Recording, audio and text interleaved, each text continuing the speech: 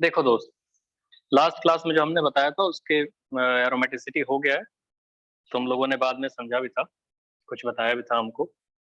आज एरोमेटिसिटी के थोड़े बहुत एप्लीकेशन कराएंगे। लास्ट क्लास में एक आध दो रिएक्शन भी तो दी थी, प्रेसिपिटेशन रिएक्शन। एरोमेटिसिटी का आज यूज भी बताएंगे थोड़ा सा, मतलब यूज क्या, केमिकल रिएक्शंस में। और फिर उसके बाद वही concept of rotation, energy barrier, solubility of organic compound, dipole moment comparison, Baeyer's angle strength theory, यही सब आज हमारा टॉपिक है। चलिए लिखिए, जो हम क्वेश्चन दे रहे हैं इनमें आप कंपेयर करो कि किसमें रेट ऑफ रिएक्शन, लिखो compare rate of reaction, compare rate of reaction या speed of reaction, compare rate of reaction या स्पीड ऑफ रिएक्शन, ये कंपेयर करना है, इनमें कंपेयर करना है। देखो अच्छा, rate of reaction with AgNO3, मतलब वो करना है with AgNO3, compare rate of reaction और speed of reaction with AgNO3, AgNO3 के साथ। अच्छा, एक चीज तो आपको पता ही होगी, AgCl का कैसा पीपीटी होता है, जस्ट पूछ रहे हैं। व्हाइट। AgBr का pale yellow, light yellow. AgI का इंटेंस येलो। बहुत बढ़िया दोस्त। AgCl भी पीपीटी होता है, व्हाइट पीपीटी होता है। इन केस आपको कहीं पे दिखे AgBr का pale yellow, light yellow, cream yellow जो बोलते हैं, क्रीम कलर की शर्ट वर्ट जानते हो आप लोग, पेल येलो। और AgI का इंटेंस येलो, तो इंटेंस येलो पीपीटी AgI का होता है। और ये सब पीपीटी होते हैं। कोई बोले सर AgF का क्या पीपीटी होता है, क्या होता है AgF का? AgF का कौन सा कलर होता है? पीपीटी नहीं होता शायद। बहुत प्यारा दोस्त, AgF प्रेसिपिटेट बनाता ही नहीं है। दुनिया के सारे फ्लोराइड सॉल्युबल होते हैं मेटल के, metal, all metal fluorides are soluble, fluoride. तो ये थोड़ी सॉल्युबल होता है, प्रेसिपिटेट बनाता है। वैसे AgCl, AgBr, AgI ये पीपीटी बनाते हैं। तो हम आपसे रेट क्वेश्चन ये पूछना चाहते हैं, जैसे हमारे पास लिखा है कि भाई CH3, CH2 और यहाँ पे लगा देते हैं हम लोग CH2 और I ऐसे। और दूसरा वाला एग्जांपल लिखा है CH2, आप लोग हमको बताओगे किसमें कि किसमें रेट ऑफ रिएक्शन ज्यादा हो गया AgNO3, तो CH2 डबल बॉन्ड CH और यहाँ पे CH2I। और इसी में अगर हम लिख देते हैं तीसरा वाला CH2 डबल बॉन्ड CH और I। अब एक बात बताइए, इनमें किसमें रेट ऑफ रिएक्शन ज्यादा होगा towards, rate of reaction with AgNO3? हाँ ठीक है, ऑर्डर बताना है आपको। I यहाँ पे लगा देते हैं,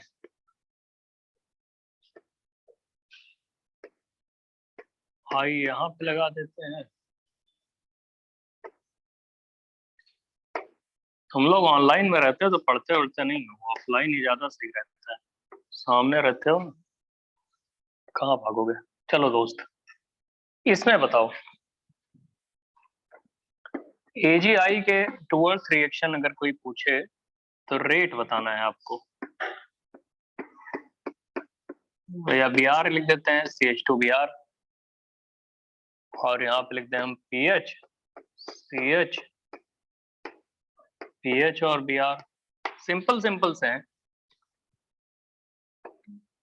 और PH, CPH,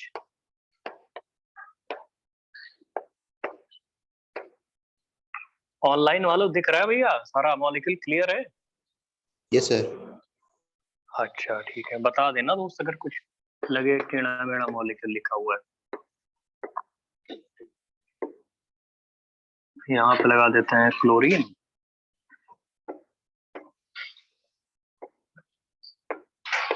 वहां पे लगा देते हैं क्लोरीन।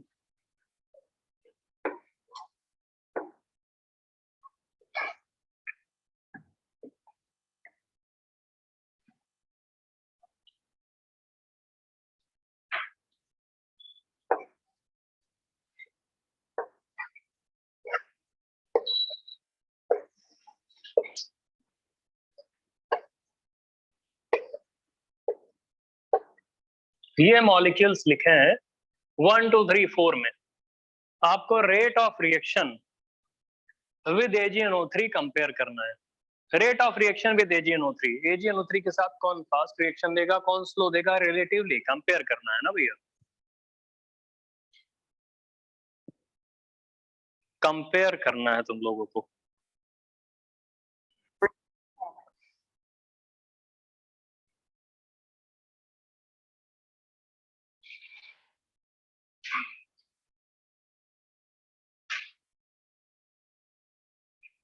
चलो बताओ, हो गया? कॉपी कर लो पहले, जल्दी से कर लो भैया।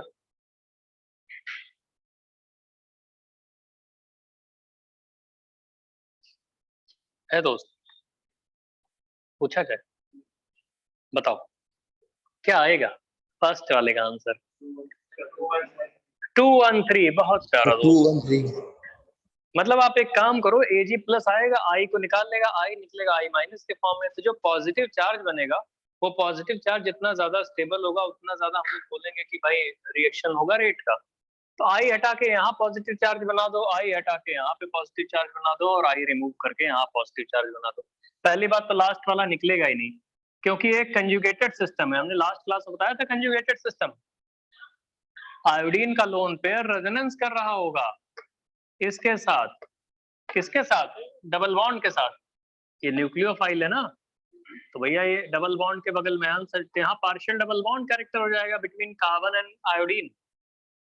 कंजुगेटेड सिस्टम का मतलब है कि सिंगल बॉन्ड के साथ साथ पार्शियल डबल बॉन्ड कैरेक्टर आ जाएगा, तो ये थोड़ी रिएक्शन कर पाएगा। कंजुगेटेड सिस्टम वाले कल बताए थे ना आपको कि किसी भी मल्टीपल बॉन्ड के रिस्पेक्ट में, किसी मल्टीपल बॉन्ड के रिस्पेक्ट में कोई इलेक्ट्रोफाइल लगा दो या कोई न्यूक्लियोफाइल लगा दो, न्यूक्लियोफाइल OH हो गया, CH2 माइनस हो गया, NH2 हो गया, हेलोजेंस हो गए जिनके पास लोन पेयर होता है, एटसेट्रा। कोई और भी न्यूक्लियोफाइल लगा दो, न्यूक्लियोफाइल, ये न्यूक्लियोफाइल, न्यूक्लियोफाइल का मतलब आपको पता है कि pair of electron containing species. तो अगर इस मल्टीपल बॉन्ड के साथ आपने इनमें से कोई भी चीज लगा दिया तो एक कंजुगेटेड सिस्टम का एग्जांपल होता है। तो इसका मतलब है ये पार्शियल डबल बॉन्ड कैरेक्टर आ जाएगा बिटवीन ये इन दोनों के बीच में, क्योंकि की एटम पे लोन पेयर है। वैसे कोई इलेक्ट्रोफाइल भी कर सकते हो तब भी पार्शियल डबल बॉन्ड कैरेक्टर आ जाएगा। कंजुगेटेड सिस्टम का यही तो होता है एग्जांपल। तो भैया ये I का लोन पेयर रेजोनेट करेगा, पार्शियल डबल बॉन्ड कैरेक्टर हो जाएगा बिटवीन कार्बन एंड आयोडीन। ठीक है दोस्त, तो जब पार्शियल डबल बॉन्ड तो ये आयोडीन निकलेगा नहीं, पूरी जिंदगी नहीं निकलेगा। बाकी सब में कम से कम सिंगल बॉन्ड कैरेक्टर तो है, इसमें पार्शियल डबल बॉन्ड नहीं निकलेगा। अब इसमें क्या है, सिंगल बॉन्ड कैरेक्टर है, ऊपर से जो पॉजिटिव चार्ज बनाओगे वो रेजोनेंस में है इसके साथ, कंजुगेशन में है, तो ज्यादा स्टेबल। यहाँ पे बनाओगे कंजुगेशन तो नहीं है, लेकिन प्लस I इफेक्ट से स्टेबलाइज हो रहा है। तो इसलिए इसमें सबसे ज्यादा इजीली 2 वाले का आयोडीन निकलेगा, फिर 1 वाले का, फिर 3 वाले का। रीजन समझ रहा हो? थर्ड वाले में, तो थर्ड वाले में लिख सकते हो there is a partial double bond character between carbon and iodine. Partial double bond character लिख लो।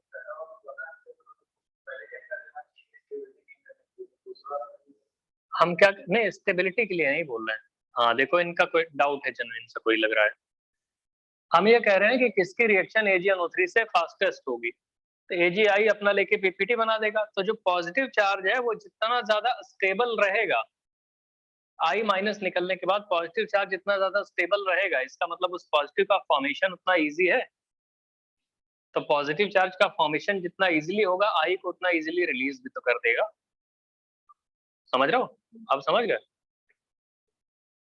तो फर्स्ट वाला हो गया दोस्त। किसी को डाउट ऑनलाइन वालों है भैया? सुनो सर। अच्छा, बहुत बढ़िया। चलो सेकंड वाला बताओ, सेकंड वाला बताइए। 213 बता रहे हैं, लो कोई 3 बता रहा है, कोई 2 बता रहा है। ऑनलाइन से कोई बता रहा था, हल्का सा मिस हो गया लग रहा है उससे।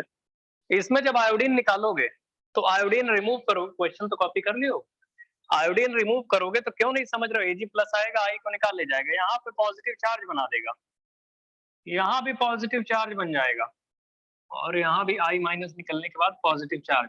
अबे लास्ट वाला हाईली अनस्टेबल है, क्योंकि ये तो एंटी एरोमेटिक हो गया। तो ये कभी नहीं चाहेगा भैया कि हमारे ऊपर कहीं हम एंटी एरोमेटिसिटी जनरेट करने वाली कोई चीज हमारे ऊपर आए। तो ये पॉजिटिव चार्ज बनने ही नहीं देगा, अपना आयोडीन रिलीज नहीं करेगा, हाईली अनस्टेबल थोड़ी कोई पसंद करेगा भैया। पहले भी ये बोलेगा इससे अच्छा तुम पहले थे साले, कम से कम नॉन एरोमेटिक तो हुआ करते थे, अब तुमने आई निकाल के प्लस बना दिया तो ये एंटी एरोमेटिक हो गया, ये नहीं चाहेगा ऐसा, तो ये निकालेगा ही नहीं। यहाँ पे पॉजिटिव चार्ज अगर बना दिया तुमने तो ये डबल बॉन्ड के रिस्पेक्ट में इस पोजीशन पे है, कंजुगेशन करेगा। भाई कोई बोले कब कंजुगेशन होता है, रेजोनेंस कब होता है, इंट्रामोलिकुलर इलेक्ट्रोमैग्नेटिक इफेक्ट कब लगता है, जब डबल बॉन्ड के रिस्पेक्ट में या किसी मल्टीपल बॉन्ड के रिस्पेक्ट में कोई इलेक्ट्रोफाइल आ जाए, CH2+, आप BH2 ले लो, ये भी इलेक्ट्रॉन डेफिशिएंट स्पीशीज हो जाए, कोई भी इलेक्ट्रोफाइल आ सकता है यहाँ पे, या कोई भी normal electrophile electron deficient species आ जाता है डबल बॉन्ड के रिस्पेक्ट में, तो हम बोलते हैं कंजुगेटेड सिस्टम हो जाता है ये। और कंजुगेटेड का मतलब है there is partial double bond character, intramolecular electromagnetic effect लगना शुरू हो जाएगा। तो भैया ये पॉजिटिव चार्ज के रिस्पेक्ट में या डबल मल्टीपल बॉन्ड के रिस्पेक्ट में एडजेसेंट पोजीशन पे ही तो पॉजिटिव चार्ज है, तो एडजेसेंट पोजीशन पे पॉजिटिव चार्ज का मतलब ये कंजुगेटेड सिस्टम का एग्जांपल है, या रेजोनेंस यहाँ पे होगा, या इंट्रामोलिकुलर इलेक्ट्रोमैग्नेटिक इफेक्ट लगेगा और यहाँ पे पार्शियल डबल बॉन्ड कैरेक्टर आ जाएगा, मतलब ये पॉजिटिव चार्ज डिलोकलाइज हो जाएगा, रादर रेजोनेट कर जाएगा इंट्रामोलिकुलर इलेक्ट्रोमैग्नेटिक इफेक्ट लगने की वजह से। तो इससे तो फार फार फार ज्यादा स्टेबल हो जाएगा, क्योंकि पॉजिटिव चार्ज भले ही नॉन एरोमेटिक है, पूरा मॉलिक्यूल ये वाला नॉन एरोमेटिक है, साथ साथ इस पॉजिटिव चार्ज का डिलोकलाइजेशन भी हो रहा है। यहाँ पे तो बस कुछ नहीं, पॉजिटिव चार्ज है उसका प्लस आई इफेक्ट से स्टेबलाइजेशन है, तो आप मान सकते हो। क्या आपको लग रहा है 2 वाला बहुत ज्यादा मतलब रेट होगा as compare to 1 as compare to 3? समझ में आ रहा है ऑनलाइन वाले? हाँ भैया, यस सर। Yes sir. और आपको, हाँ दोस्त, और आपको ये भी पता लग रहा होगा दोस्त कि मल्टीपल बॉन्ड के रिस्पेक्ट में कंजुगेशन कब होते हैं, जब न्यूक्लियोफाइल होते हैं उनके एडजेसेंट पोजीशन पे, और जब इलेक्ट्रोफाइल होते हैं उनके एडजेसेंट पोजीशन पे मल्टीपल बॉन्ड के रिस्पेक्ट में, तभी ये मल्टीपल बॉन्ड कंजुगेशन करना शुरू कर देता है। कंजुगेशन का मतलब क्या है? रेजोनेंस। इंट्रामोलिकुलर इलेक्ट्रोमैग्नेटिक इफेक्ट तो लगना शुरू हो जाएगा, अब इलेक्ट्रोफाइल या न्यूक्लियोफाइल को देख के मल्टीपल बॉन्ड टूटेगा, मल्टीपल बॉन्ड में इलेक्ट्रोमैग्नेटिक इफेक्ट लगता है। समझ रहे हो भैया? ये हो गया थर्ड वाले का आंसर, बताओ। 7 to 3।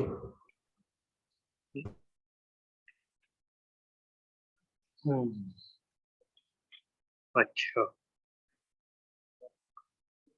चलो, कुछ लोग बता रहे हैं 1 to 3, कुछ लोग बता रहे हैं 3 to 1, और तुम लोग बता सही रहे हो, लेकिन वो क्या है ना, तुम लोग अपने तरीके असेंडिंग डिसेंडिंग बता दे रहे हो। कोई बात नहीं, यहाँ पे पॉजिटिव चार्ज बनेगा, यहाँ पे पॉजिटिव चार्ज बनेगा, और यहाँ पे पॉजिटिव चार्ज बनेगा। आपको पता है थर्ड वाला कार्बोकेटायन ज्यादा स्टेबल है, ये वाला एक बेंजीन रिंग में जाएगा, एक बेंजीन रिंग में जाएगा तो इसके ऑर्थो और पैरा पोजीशंस पे डेल्टा प्लस डेवलप करेगा, बता चुके हैं इसको। ये पॉजिटिव चार्ज 4 जगह डिस्ट्रीब्यूट होगा, एक बेंजीन में, एक यहाँ पे, ये वाला पॉजिटिव चार्ज 3 यहाँ पे, 3 यहाँ पे 6, और ये 7 प्लेसेस पे डिस्ट्रीब्यूट होगा, और ये वाला पॉजिटिव चार्ज 3, 3, 6, 3, 9, और ये 10 पोजीशन पे डिस्ट्रीब्यूट होगा। तो जितने ज्यादा नंबर ऑफ कार्बन पे डिलोकलाइजेशन या डिस्पर्जन होता है, उतनी ज्यादा स्टेबिलिटी होती है पॉजिटिव चार्ज की, यही तो जानते हो। तो सबसे ज्यादा स्टेबल पॉजिटिव चार्ज लास्ट वाला, क्योंकि ये वाला पॉजिटिव चार्ज 10 कार्बन्स पे डिलोकलाइज हो रहा है, या 10 कार्बन्स पे डिस्ट्रीब्यूट हो गया इवनली। और यहाँ पे आप देखोगे तो ये वाला पॉजिटिव चार्ज 3, 3 और 1, 7 कार्बन्स पे इवनली या इक्वली डिस्ट्रीब्यूट हो गया, है ना, रेजोनेट कर गया, डिलोकलाइज हो गया, डिस्पर्स कर गया। और ये वाला पॉजिटिव चार्ज 4 कार्बन्स पे इक्वली डिस्ट्रीब्यूटेड है, या रेजोनेटिंग है, वहां पे डिलोकलाइज्ड है।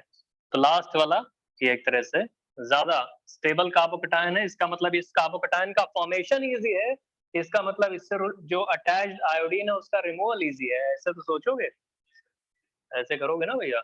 चलो बताओ फोर्थ वाला। 7 to 3 इंक्रीजिंग ऑर्डर में।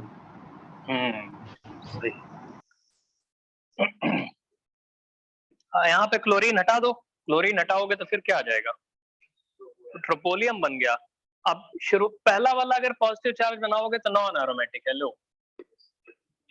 दूसरा वाला पॉजिटिव चार्ज एरोमेटिक है भाई, तीसरा वाला भी पॉजिटिव चार्ज क्या है? एरोमेटिक। ऐसे सोचो, ये पॉजिटिव चार्ज है, multiple bond multiple bond multiple bond, multiple bond के एडजेसेंट पोजीशन पे इलेक्ट्रोफाइल है, कंजुगेशन तो होगा ही, कंजुगेशन होगा, कंजुगेशन और ये सारे मल्टीपल बॉन्ड के रिस्पेक्ट में मल्टीपल बॉन्ड में तो कंजुगेशन करते हैं। तो मल्टीपल बॉन्ड के रिस्पेक्ट में ये मल्टीपल बॉन्ड, एडजेसेंट पोजीशन पे इस मल्टीपल बॉन्ड के रिस्पेक्ट में ये मल्टीपल बॉन्ड, एडजेसेंट पोजीशन पे है इस मल्टीपल बॉन्ड के रिस्पेक्ट में ये कार्बोकेटायन, एडजेसेंट पोजीशन पे है, तो म्यूचुअली सब कंजुगेटेड दिख रहे हैं आपको? Yes sir. समझ रहे हो भैया? तो इसका मतलब ये है कि भैया कंजुगेटेड सिस्टम का एग्जांपल है, ये वाला क्या हो जाएगा, बहुत ज्यादा स्टेबल, क्योंकि ये भी एरोमेटिक है लेकिन इस एरोमेटिसिटी में ये पॉजिटिव चार्ज बहुत जगह डिलोकलाइज हो रहा है 6 पाई इलेक्ट्रॉन में, ये वाला पॉजिटिव चार्ज 2 पाई इलेक्ट्रॉन में, दोनों ही एरोमेटिक है लेकिन 6 पाई इलेक्ट्रॉन का क्लाउड ज्यादा डेंस होगा नेगेटिव चार्ज का, तो पॉजिटिव चार्ज उसमें ज्यादा स्टेबल फील करेगा। समझ रहे हो? डीलोकलाइजेशन कैसे ऑब्जर्व किया जाता है जानते हो? किसी भी मल्टीपल बॉन्ड के रिस्पेक्ट में, फाइनली आप ये समराइज कर रहे हैं, इसके बाद हम कुछ और बताएंगे। किसी मल्टीपल बॉन्ड के रिस्पेक्ट में कोई न्यूक्लियोफाइल है, न्यूक्लियोफाइल मतलब free pair of electron containing species, भैया जैसे CH2 माइनस हो गया और एक साथ लिख रहे हैं ना आप, OH हो गया, OH के बाद NH2 हो गया, ऐसे एंड सो ऑन, ऐसे कुछ भी कर सकते हो। कोई भी न्यूक्लियोफाइल है ये NU माइनस, तो NU माइनस अगर तो हम लोग बोलते हैं कि, या फिर कोई डबल बॉन्ड है, मान लो सपोज करो CH double bond CH2 CHR ऐसे, और यहाँ पे C ट्रिपल बॉन्ड CR, या फिर आप कोई इलेक्ट्रोफाइल ले सकते हो CH2 प्लस, हम रेजोनेंस की कंडीशंस बता रहे हैं, या BH2 ले सकते हो, या कोई और भी इलेक्ट्रोफाइल ले सकते हो जिसके पास खाली वेकेंट ऑर्बिटल है, या कोई फ्री रेडिकल ले सकते हो, फ्री रेडिकल लोगे तो होमोलिटिक क्लीवेज होगी बस। तो इतने सारे केसेस में अगर मल्टीपल बॉन्ड के रिस्पेक्ट में इनमें से कोई भी कंडीशन आ रही है तो ये इंट्रामोलिकुलर इलेक्ट्रोमैग्नेटिक इफेक्ट वाली कंडीशन है। ये इंट्रामोलिकुलर इलेक्ट्रोमैग्नेटिक इफेक्ट वाली कंडीशन है, मतलब रेजोनेंस वाली कंडीशन है, और रेजोनेंस वाली कंडीशन का मतलब समझ रहे हो, कंजुगेशन वाली कंडीशन है। अगर ऐसा कोई अरेंजमेंट दिखे कि मल्टीपल बॉन्ड के रिस्पेक्ट में न्यूक्लियोफाइल दिख रहा है CH2 माइनस या OH माइनस NH2, और न्यूक्लियोफाइल में ये सब आ गए, या कोई डबल बॉन्ड दिख रहा है, या ट्रिपल बॉन्ड, या CH2 प्लस या BH2, या इलेक्ट्रोफाइल कोई दिख रहा है, तो आप बोलोगे ये नेसेसरी कंडीशन होती है किसकी, कंजुगेशन की। कंजुगेशन का मतलब समझ रहे हो, डीलोकलाइजेशन का या डिस्पर्जन का। कंजुगेशन का मतलब है डीलोकलाइजेशन, ये, और डीलोकलाइजेशन का मतलब समझ रहे हो, रेजोनेंस। रेजोनेंस की ये कंडीशन होती है नेसेसरी कंडीशन, बहुत जरूरी है, या इसी को आप बोल सकते हैं नेसेसरी कंडीशन है इंट्रामोलिकुलर इलेक्ट्रोमैग्नेटिक इफेक्ट की कंडीशन है, ये इलेक्ट्रोमैग्नेटिक इफेक्ट की कंडीशन है, ये नेसेसरी कंडीशन करके लिख सकते हो, ये necessary condition for necessary conditions for conjugation या delocalization या resonance या intramolecular electromagnetic effect। necessary conditions तो कॉपी कर लो, कहीं पे लिख लो भैया, necessary condition for conjugation या delocalization या resonance या intramolecular electromagnetic effect। तो necessary condition में क्या होता है कि डबल बॉन्ड के रिस्पेक्ट में अगर कोई न्यूक्लियोफाइल है, free pair of electron containing species, adjacent position पे ही होना चाहिए, एडजेसेंट पे, जैसे CH2 माइनस हो गया, या OH हो गया, या NH2 हो गया, या CH डबल बॉन्ड, कोई अल्कीन ही क्यों ना हो जाए, CH double bond CH2, C triple bond C हो गया, या आप कोई इलेक्ट्रोफाइल ले लो जिसके ऊपर पॉजिटिव चार्ज है, या कोई BH2 ले लो सपोज करो आपने, या इलेक्ट्रोफाइल कोई ले लो जो इलेक्ट्रॉन डेफिशिएंट है, जिसके पास वेकेंट ऑर्बिटल है। तो अगर किसी मल्टीपल बॉन्ड के रिस्पेक्ट में ये कंडीशंस अगर होल्ड कर रही हैं तो आप बोलोगे ये कंजुगेशन की कंडीशन होती है, डीलोकलाइजेशन की कंडीशंस होती हैं, रेजोनेंस की कंडीशन होती है, या इंट्रामोलिकुलर इलेक्ट्रोमैग्नेटिक इफेक्ट की कंडीशंस होती हैं। इवन फ्री रेडिकल भी होता है तब भी हम कह सकते हैं, बस फ्री रेडिकल के केस में क्या है, होमोलिटिक क्लीवेज होती है, नेसेसरी कंडीशन। और ये मल्टीपल बॉन्ड सेगमेंट होना चाहिए, मतलब किसी मल्टीपल बॉन्ड सेगमेंट में, ये मल्टीपल बॉन्ड कंटेनिंग सेगमेंट है ना, ये मल्टीपल बॉन्ड सेगमेंट होना चाहिए, मतलब ये जो हमने लिखा हुआ है यहाँ पे, और इस मल्टीपल बॉन्ड सेगमेंट के उसमें रिस्पेक्ट में बता रहे हैं ये सब। ऑनलाइन वालों दिख रहा है भैया? Yes sir. हाँ, तो मल्टीपल बॉन्ड, हाँ देखिए मल्टीपल बॉन्ड सेगमेंट है, उसके रिस्पेक्ट में कोई भी न्यूक्लियोफाइल आ जाएगा न्यूक्लियोफाइल का मतलब है free pair of electron containing species. Free pair of electron containing species जैसे CH2 माइनस हो गया, CH2 माइनस के बाद OH हो गया, OH के पास भी फ्री पेयर ऑफ इलेक्ट्रॉन होते हैं। NH2 हो गया, NH2 के बाद कोई एल्कीन भी लगा सकते हो, कुछ और भी ले सकते हो जिसके पास फ्री पेयर ऑफ इलेक्ट्रॉन है। C ट्रिपल बॉन्ड C अगर हो जाएगा आपके पास, CH2 प्लस हो जाएगा इलेक्ट्रोफाइल, या BH2 हो जाएगा, या कोई और इलेक्ट्रोफाइल हो जाएगा, या फ्री रेडिकल हो जाएगा। तो ये सारे की सारी कंडीशन अगर मल्टीपल बॉन्ड के एडजेसेंट पोजीशन पे होती हैं तो हम बोलते हैं कंजुगेशन जरूर होगा, डीलोकलाइजेशन होगा, या उसी को रेजोनेंस बोलते हैं, या उसी को इंट्रामॉलिक्यूलर इलेक्ट्रोमेरिक इफेक्ट बोलते हैं ना दोस्त। इसके अलावा कोई कंडीशन नहीं होती रेजोनेंस की, समझ रहे हो। डबल बॉन्ड के रिस्पेक्ट में एडजेसेंट पोजीशन पे डबल बॉन्ड है तब भी कंजुगेटेड सिस्टम बोलते हैं। डबल बॉन्ड के रिस्पेक्ट में एडजेसेंट पोजीशन पे इलेक्ट्रोफाइल है, BH2 है, इलेक्ट्रोफाइल है, कोई और इलेक्ट्रोफाइल जिसके पास वेकेंट ऑर्बिटल हो, रेडिकल है, इवन रेडिकल होगा तो बस होमोलिटिक क्लीवेज होती है, बाकी ऊपर वाले सारे केसेस में हेटेरोलिटिक क्लीवेज होती है। अरे ये अलग से इसलिए बना दिया इतना सा जहां पे इलेक्ट्रोफाइल और न्यूक्लियोफाइल है, क्योंकि वहां पे हेटेरोलिटिक क्लीवेज होगी, हेटेरोलिटिक। और फ्री रेडिकल अगर होगा एडजेसेंट पोजीशन पे किसी मल्टीपल बॉन्ड के रिस्पेक्ट में, एडजेसेंट पोजीशन पे अगर फ्री रेडिकल है तो मल्टीपल बॉन्ड जो होगा वो हेटेरोलिटिक क्लीवेज करके रेजोनेंस करेगा। और अगर मल्टीपल बॉन्ड के एडजेसेंट मल्टीपल बॉन्ड के रिस्पेक्ट में एडजेसेंट पोजीशन पे फ्री रेडिकल है तो जो मल्टीपल बॉन्ड रेजोनेंस करेगा या इंट्रामॉलिक्यूलर इलेक्ट्रोमेरिक इफेक्ट शो करेगा वो होमोलिटिक क्लीवेज करके करेगा। लिख लिया इसको भैया, जल्दी करो इसको, इसको हल्का सा पानी डाल के लिखे आओ। ये कॉपी हो गया भैया। तो एक बात बताओ, ये सारी कंडीशन होती है रेजोनेंस की, याद रखना हमने आपको जितना भी पढ़ाया रेजोनेंस सब इसी में कवर हो गया है। इंट्रामॉलिक्यूलर इलेक्ट्रोमेरिक इफेक्ट बताया था, मल्टीपल बॉन्ड में लगता है जब उसके रिस्पेक्ट में कभी इलेक्ट्रोफाइल या न्यूक्लियोफाइल लिखेगा तो ये मल्टीपल बॉन्ड कंटेनिंग सेगमेंट हो गया, इसके रिस्पेक्ट में इलेक्ट्रोफाइल न्यूक्लियोफाइल दिख रहे हैं, इंट्रामॉलिक्यूलर इलेक्ट्रोमेरिक इफेक्ट लगेगा। और इंट्रामॉलिक्यूलर इलेक्ट्रोमेरिक इफेक्ट लगने के बाद क्या होगा दोस्त, उसी को तो हम लोग रेजोनेंस बोलते हैं। या डीलोकलाइजेशन हो रहा है इलेक्ट्रॉन का भाई, मल्टीपल बॉन्ड के इलेक्ट्रॉन का, इसके इलेक्ट्रॉन्स का डीलोकलाइजेशन, यही रेजोनेंस है। तो दोस्त एरोमेटिसिटी में कुछ नहीं होता, डीलोकलाइजेशन अब इससे ऑब्जर्व कर सकते हो। इस एक मल्टीपल बॉन्ड को ले लो, इस मल्टीपल बॉन्ड के रिस्पेक्ट में एडजेसेंट पोजीशन पे ये मल्टीपल बॉन्ड, इसके रिस्पेक्ट में एडजेसेंट पे ये मल्टीपल बॉन्ड, इसके रिस्पेक्ट में एडजेसेंट पे पॉजिटिव चार्ज, ये सब डीलोकलाइजेशन होने वाली कंडीशन है। 6 पाई इलेक्ट्रॉन डीलोकलाइज करेगा और इसको लकीली ट्रोपोलियम कटायन बोलते हैं, बहुत ज्यादा स्टेबल कार्बोकटायन होता है। इस मल्टीपल बॉन्ड के रिस्पेक्ट में एडजेसेंट पोजीशन पे पॉजिटिव चार्ज, रेजोनेंस होगा साफ साफ, 2 पाई इलेक्ट्रॉन यहाँ पे डीलोकलाइज कर रहे हैं, लकीली ये भी एरोमेटिक हो जाएगा। वहां ऐसा कोई है ही नहीं कंजुगेशन वाला सिस्टम। तो क्या समझ में आ रहा है, एज ए रेट जो रिएक्शन का होगा या पॉजिटिव चार्ज की स्टेबिलिटी का ऑर्डर जो आएगा वो सेम रहेगा, यही आएगा आंसर। बहुत बढ़िया दोस्त। अब देखिए नेक्स्ट,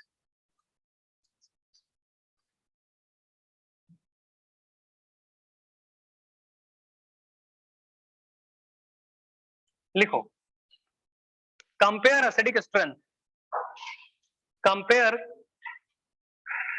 एसिडिक स्ट्रेंथ,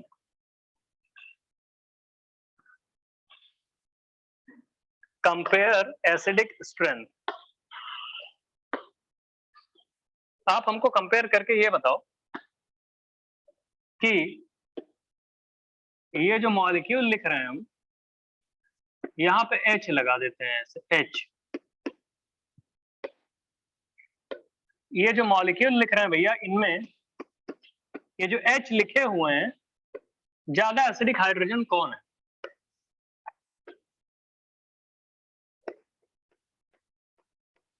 जिन H को हमने अलग से एम्फसाइज किया है, इन हाइड्रोजन्स में कौन से ज्यादा एसिडिक हाइड्रोजन है? कौन बताएगा बे? Example number 1, compare acidic strength, compare acidic strength.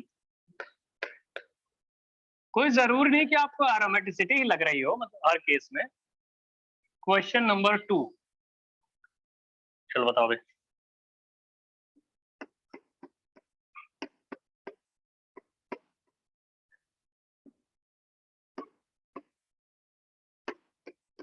ऐसा थोड़ी कि एरोमेटिसिटी है तुम और कोई क्वेश्चन नहीं दे सकते।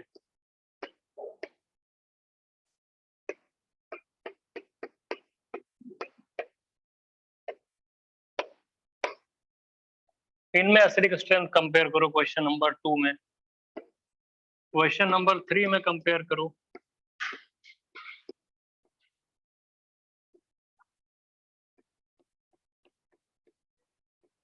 जिन H को हम अलग से लिख रहे हैं ना, थोड़ा सा एम्फसाइज करके, अलग से दिख भी रहे हैं वो हाइड्रोजन, उनका स्ट्रक्चर ही अलग सा दिख रहा है HOH, उन H की एसिडिक स्ट्रेंथ के बारे में तुम्हें कुछ बताना है हमको कंपेयर करके।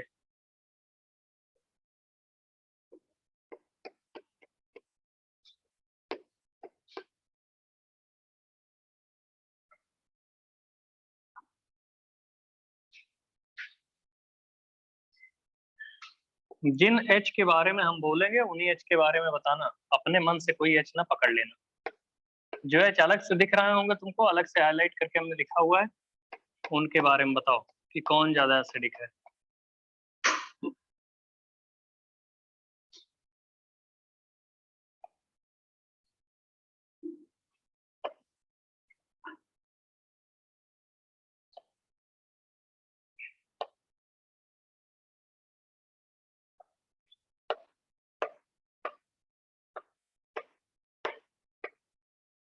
तीन molecule. Question number 3, question number 4, जल्दी बताओ।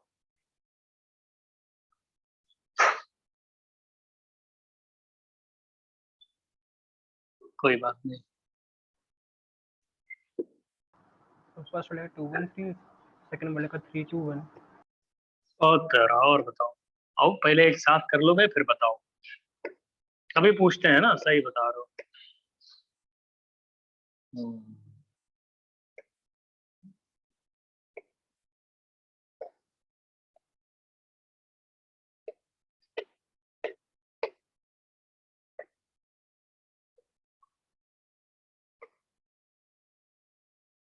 ये फोर्थ वाले क्वेश्चन में एसिडिक स्ट्रेंथ नहीं है, फोर्थ वाले क्वेश्चन में तुमको कुछ और कंपेयर करना है।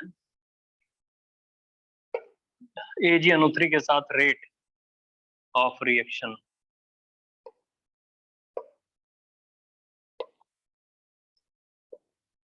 भैया बोर्ड पे अगर चीजें क्लियर ना दिख रही हो बताना, हम और बड़ा बड़ा लिख देंगे। अगर किसी को ऑनलाइन वालों दोस्त तुम्हें को ज्यादा प्रॉब्लम हो सकती है, ऑफलाइन वाले तो HD में देख रहे हैं, सामने बैठे हैं, उनको क्या प्रॉब्लम होगी। फोर्थ वाले में है कंपेयर, फोर्थ वाले में rate of reaction with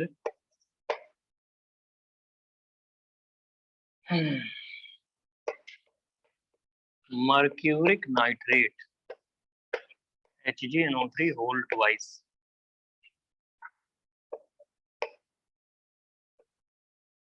mercuric nitrate, rate of reaction with mercuric nitrate। चलो वे बताओ जल्दी, पहले वाले का क्या आंसर है? Acidic strength 312। बहुत प्यारा दोस्त। आप H+ हटा दो, H+ हटाने के बाद नेगेटिव चार्ज बना दो। तो H+ हटाने के बाद मेरे दोस्त जब नेगेटिव चार्ज बनाओगे तुम, तो नेगेटिव चार्ज यहाँ पे बनेगा। अबे कुछ नहीं होगा, वो खाली एंटी एरोमेटिक है ही नहीं, वो कुछ अभी कुछ ऐसा है नहीं। H+ हटाओगे तो नेगेटिव चार्ज यहाँ पे बनेगा। और मेरे दोस्त लास्ट वाला जो है, सुनो तो, लास्ट वाले के रिस्पेक्ट में, इस डबल बॉन्ड के रिस्पेक्ट में, इस मल्टीपल बॉन्ड के रिस्पेक्ट में, ये मल्टीपल बॉन्ड एडजेसेंट पोजीशन पे है, कंजुगेशन दिख रहा है। इस मल्टीपल बॉन्ड के रिस्पेक्ट में ये न्यूक्लियोफाइल है, ये भी कंजुगेशन में दिख रहा है। तो एक तरह से कंजुगेटेड सिस्टम हो गया। और 6 pi इलेक्ट्रॉन का कंजुगेटेड सिस्टम है, साइक्लिक स्ट्रक्चर है। 6 pi इलेक्ट्रॉन का कंजुगेटेड सिस्टम साइक्लिक स्ट्रक्चर में एरोमेटिक कहलाता है ना, ये तो एरोमेटिक हो जाएगा। समझ रहे हो बेटा? बहुत अच्छा, मतलब ये तो खुश हो जाएगा कि अगर भाई ये नेगेटिव चार्ज नहीं बनता, हम तो फिर बेकार थे, हमारी जिंदगी बेकार थी। नेगेटिव चार्ज बनने के बाद खुश फील कर रहा है ना, ऑर्गेनिक केमिस्ट्री के स्टेबल मॉलिक्यूल्स में से आ गया, तो बोलेगा एकदम भाई ये H+ ले जाओ साला कोई आके इसको, H+ को। इसमें क्या है, ये नेगेटिव चार्ज बना, तो बोलेगा एंटी, फिर साले एंटी एंटी एंटी घुस गया तुम्हारे दिमाग में क्या तुम लोग के? अरे नॉन एरोमेटिक है बस ये, लेकिन इस डबल बॉन्ड के साथ कंजुगेशन में है ना भैया। अरे इस न्यूक्लियोफाइल के रिस्पेक्ट में एडजेसेंट पोजीशन पे ही है। यहाँ पे कुछ नहीं, नॉन एरोमेटिक है, अनस्टेबल होगा ये, क्योंकि इसका मिथाइल अल्काइल ग्रुप्स के प्लस आई इफेक्ट लग रहे होंगे, लेकिन रिलेटिवली ठीक है, इन सबसे कम स्टेबल होगा वो। तो सबसे ज्यादा स्टेबल नेगेटिव चार्ज ये है, ये है, ये वाला ऑल्दो एरोमेटिक है, बाकी दोनों वाले नॉन एरोमेटिक है। नॉन एरोमेटिक में भी सेकंड वाला रेजोनेंस कर रहा है, नहीं समझ रहे हो भैया? रीजन लिख लिया करो दोस्त, लिख लिया करो भैया कि एरोमेटिक है और इस नेगेटिव चार्ज, सुनो तो, इस नेगेटिव चार्ज के बनने की वजह से ये पूरा एरोमेटिक है, इसलिए नेगेटिव चार्ज की बहुत ज्यादा वैल्यू है। इसका मतलब इस नेगेटिव चार्ज का फॉर्मेशन फेवर किया जाएगा, क्योंकि इस नेगेटिव चार्ज के फॉर्मेशन की वजह से एरोमेटिक मॉलिक्यूल बन रहा है। तो फेवर करोगे इसके फॉर्मेशन को, तो फेवर करोगे, इसका मतलब इस पोजीशन पे H प्लस को निकालना बहुत इजी है। यहाँ पे क्या है, ठीक है, उतना फेवर तो नहीं करोगे जितना थर्ड वाले में किया था, लेकिन थोड़ा फेवर करेंगे, क्योंकि ये जो नेगेटिव चार्ज बना है वो इस डबल बॉन्ड के साथ कंजुगेशन में या रेजोनेंस में आ रहा है। रेजोनेंस मतलब डीलोकलाइजेशन, तो वो स्टेबिलिटी कॉज करता है। फर्स्ट वाले में क्या है, नेगेटिव चार्ज कहीं डीलोकलाइज नहीं कर रहा है, लोकलाइज्ड है। तो 3 2 1 समझ में आ गया दोस्त? बहुत प्यारा। और बताओ सेकंड वाले में 3 2 1 3 2 H 1 प्लस हटाओगे, यहाँ पे माइनस बनेगा, एसिटिलीन sp हाइब्रिडाइज, जैसा सब लोग ऑनलाइन ऑफलाइन वाले बता रहे हो, sp हाइब्रिडाइज या sp2 हाइब्रिडाइज, sp3 हाइब्रिडाइज। तो sp हाइब्रिडाइज पे sp हाइब्रिडाइजेशन 50% एस कैरेक्टर होता है, या फिर जितना ज्यादा एस कैरेक्टर उतनी ज्यादा इलेक्ट्रोनेगेटिविटी, तो उसके बेसिस पे ये हो गया। एसिडिक स्ट्रेंथ का ऑर्डर मतलब H प्लस का रिमूवल। एसिडिक स्ट्रेंथ का मतलब है हाइड्रोजन को H प्लस के फॉर्म में रिमूव करने की टेंडेंसी, या उसका डिसोसिएशन कांस्टेंट Ka, उसकी वैल्यू। चलो थर्ड वाला बताओ। सर 3 2 1 2 1 3 तुम लोग एक काम किया करो, ये बोल दिया करो असेंडिंग है डिसेंडिंग है, खाली बोलते हो, फिर हमको लगता है कौन असेंडिंग बोल रहा है कौन डिसेंडिंग बोल रहा है। चलो सबसे ज्यादा एसिडिक, तुम ऐसे बोला करो, सबसे ज्यादा ये सबसे कम ये है, ऐसे बाकी अपने आप बीच में हो जाएंगे। हाँ बताओ तो दोस्त, second सबसे वाला ज्यादा एसिडिक कौन? सेकंड बता रहे हैं, यही ना? सर लास्ट तुम वाला सर सेकेंड वाला ठीक है सर तुम H प्लस हटा दो, H प्लस हटाओगे तो यहाँ क्या आएगा, माइनस चार्ज। यहाँ से भी H प्लस हटाओगे तो क्या आएगा, माइनस चार्ज। और यहाँ से H प्लस हटाओगे तो इस जगह पे भी माइनस चार्ज। लेकिन जैसे थर्ड वाले में तुमने माइनस बनाया, तो ये थर्ड वाला माइनस में है, डबल बॉन्ड के रिस्पेक्ट में कंजुगेशन करेगा, क्योंकि मल्टीपल बॉन्ड के रिस्पेक्ट में अगर एडजेसेंट पोजीशन पे न्यूक्लियोफाइल या इलेक्ट्रोफाइल है तो रेजोनेंस होता है। कंजुगेटेड सिस्टम बन गया, साइक्लिक स्ट्रक्चर है, कंजुगेटेड सिस्टम है, 4 पाई इलेक्ट्रॉन डीलोकलाइज कर रहे हैं, सारे कार्बन sp2 हाइब्रिडाइज हैं, ये तो एंटी एरोमेटिक हो गया। 4 पाई इलेक्ट्रॉन डीलोकलाइज कर रहे हैं, कंजुगेटेड हैं, ये तो हो गया एंटी एरोमेटिक, ये हाईली अनस्टेबल, हाईली अनस्टेबल। मतलब ये कभी नहीं चाहेगा कि हमारे मल्टीपल बॉन्ड, कभी नहीं चाहेगा कि हमारे एडजेसेंट पोजीशन पे नेगेटिव चार्ज बनाया जाए, समझ रहे हो भैया? कभी नहीं चाहेगा, मतलब इसका वाला H लीस्ट एसिडिक होगा, निकलेगा ही नहीं, बोलेगा हम निकलेंगे तो एंटी एरोमेटिक हो जा रहे हैं, नहीं निकल रहे हैं तो हम ठीक है, ज्यादा अच्छे हैं, कम से कम नॉन एरोमेटिक तो है ना भैया? इन दोनों में आओगे, दो जगह यहाँ पे difference माइनस चार्ज, हाँ यहाँ पे minus charge C double bond O के साथ कंजुगेशन में है, C डबल बॉन्ड O के साथ कंजुगेशन में, बोलेगा ठीक है हम नेगेटिव चार्ज ज्यादा स्टेबल है। यहाँ पे ये माइनस चार्ज दोनों तरफ कंजुगेशन में है, इधर भी C डबल बॉन्ड O के साथ कंजुगेशन में है, और इधर भी एडजेसेंट पोजीशन पे C डबल बॉन्ड O है ना, किसी इलेक्ट्रोफाइल या किसी न्यूक्लियोफाइल के रिस्पेक्ट में एडजेसेंट पोजीशन पे मल्टीपल बॉन्ड होता है, तो उसको हम लोग बोलते हैं कंजुगेट कर जाएगा। तो ये भी रेजोनेट करेगा, ये भी रेजोनेट करेगा, और रेजोनेट करके जो कार्बन पे माइनस चार्ज है वो ऑक्सीजन पे फ्लो कर जाएगा, लेस इलेक्ट्रोनेगेटिव से मोर इलेक्ट्रोनेगेटिव की तरफ फ्लो कर जाएगा। तो क्या तुमको समझ में आ रहा है, सेकंड वाला नेगेटिव चार्ज ज्यादा स्टेबल होगा। तो 2 फिर 1 और फिर 3, 2 1 3, बहुत बढ़िया दोस्त, ये हो गया। लास्ट वाले में करना है compare rate of reaction with mercuric nitrate.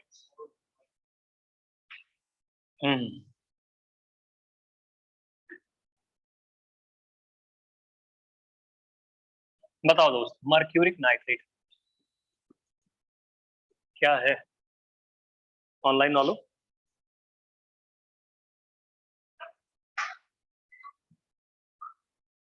अबे आई हटा दो सब में से,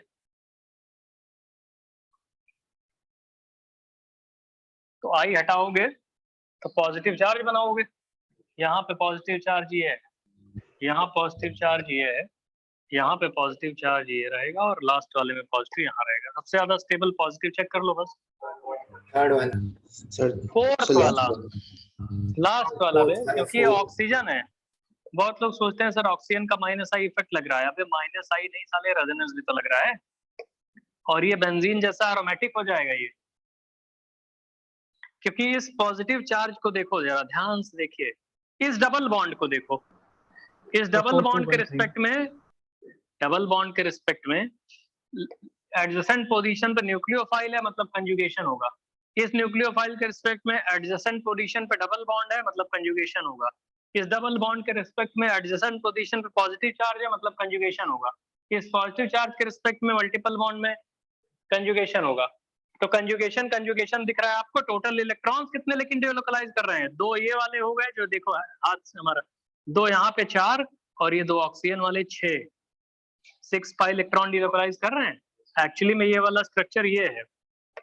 अगर आप डिटेल में लिखना चाहते हो तो आप इसको ऐसे ऑक्सीजन कर दो, ऑक्सीजन पे लगा दो एक प्लस चार्ज, और इसको ऐसे double bond double bond double bond, ये बेंजीन जैसा नहीं बन रहा है?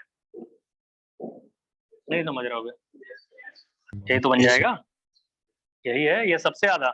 इसके बाद कौन सा आएगा? 3 वाला, क्योंकि कम से कम ये पॉजिटिव चार्ज दो दो डबल बॉन्ड में डिलोकलाइज तो हो रहा है। फिर आएगा 2 वाला, क्योंकि पॉजिटिव चार्ज एक डबल बॉन्ड में डिलोकलाइज हो रहा है। फिर 1 वाला। ठीक है भैया, जल्दी बना लो इसको। फिर आपसे हम पूछना चाह रहे हैं कि जैसे आपके पास ये मॉलिक्यूल लिखा है, क्या भैया? हाँ सर, जो क्या नंबर दोस्त? 3 वाला सर वो एंटी एरोमेटिक है सर, सर 3 वाला। नहीं दोस्त, तुम समझ नहीं पा रहे हो। एक लोग बोल रहे हैं, एक लोग बोल रहे हैं 3 वाला एंटी एरोमेटिक है। वो गड़बड़ ये कर गए, ये sp3 हाइब्रिडाइज है। वो ध्यान नहीं दे पाए बेचारे, जो भी बोल रहे हो इसको समझ रहे हो ना, वो है नॉन एरोमेटिक। ये लो मॉलिक्यूल, बताओ इसमें ज्यादा एसिडिक स्ट्रेंथ किसमें है? ये जिन H की बात करेंगे उन्हीं H के लिए बोलना, ये H अलग से लिखा है। और ऐसे सल्फर सल्फर लगा लो, इन H की बात करो। चलो बताओ भाई, इन दोनों में ज्यादा एसिडिक स्ट्रेंथ कौन है? Compare acidic strength, acidic strength in hydrogens की एसिडिक स्ट्रेंथ बताओ, सोच समझ के बताना।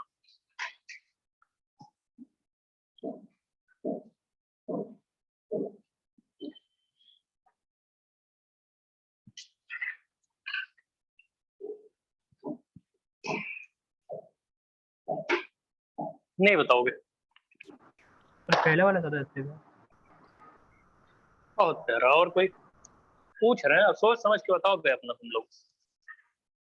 जरूरी नहीं कि जो बोल रहे हो वो सही है, हम मतलब पहले हम पूछ रहे हैं, जो बोल रहे हो कम से कम हमको लगता है हाँ चलो बोल तो रहे हो।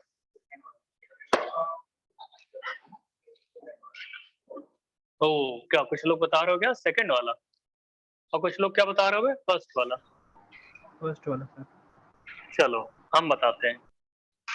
एक्चुअली में नेगेटिव चार्ज यहाँ पे जब बनाओगे H+ हटाने के बाद नेगेटिव चार्ज यहाँ पे बनाओगे, अब तुम लोग इस चीज को ध्यान नहीं दे रहे हो, सुनो तो, कि इस नेगेटिव चार्ज को कौन स्टेबलाइज कर रहा है? क्या ऑक्सीजन का माइनस आई इफेक्ट स्टेबलाइज कर रहा है इसको? बिल्कुल सही है ना, यही तो कहोगे बे सब लोग, ठीक है। और इस नेगेटिव चार्ज को कोई बोले सर सल्फर की इलेक्ट्रोनेगेटिविटी कम होती है ऑक्सीजन से, हमने मान लिया चलो सल्फर की कम होती है, लेकिन ये जो नेगेटिव चार्ज है ये सल्फर के वेकेंट डी ऑर्बिटल में कोऑर्डिनेट कर सकता है, एक्स्ट्रा रेजोनेंस कर सकता है। ये सल्फर के पास वेकेंट डी ऑर्बिटल होते हैं ना, तो उसमें कोऑर्डिनेट कर सकता है। इस रीजन से ये ज्यादा स्टेबल है, क्योंकि हमें कुल मिला के H+ हटाने के बाद नेगेटिव चार्ज की स्टेबिलिटी चेक करनी होती है। H+ हटाने के बाद वो नेगेटिव चार्ज जितना ज्यादा डिलोकलाइज करेगा, जितना ज्यादा डिस्पर्स होगा, उतनी ज्यादा एसिडिक स्ट्रेंथ। तो माइनस आई इफेक्ट से तो जस्ट टेंडेंसी होती है टू पुल वही नेगेटिव चार्ज, लेकिन जो किसी के पास अगर वेकेंट डी ऑर्बिटल है तो उसके वेकेंट डी ऑर्बिटल में कोऑर्डिनेट कर जाएगा, बहुत ज्यादा स्टेबल होगा सेकंड वाला। तो इसमें ये सेकंड वाला ज्यादा एसिडिक होगा, रीजन लिख लेना।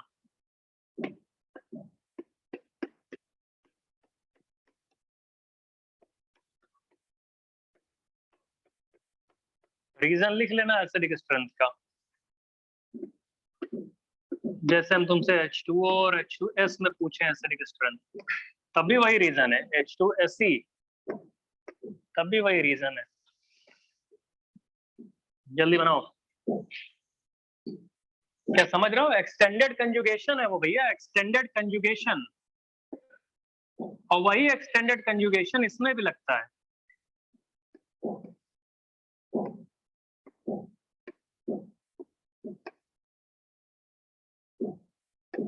OH यहाँ पे लगा दो फ्लोरीन।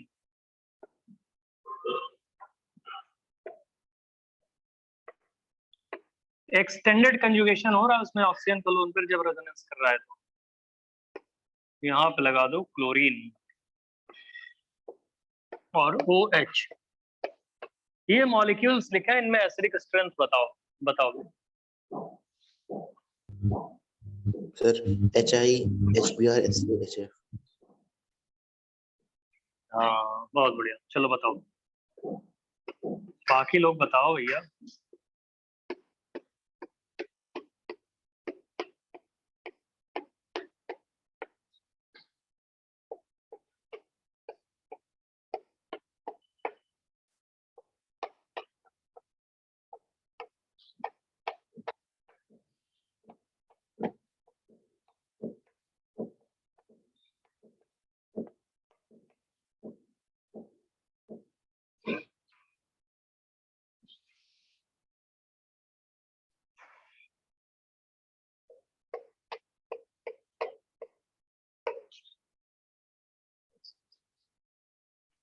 चलो एसिडिक स्ट्रेंथ बताओ इन 5 एग्जांपल्स में।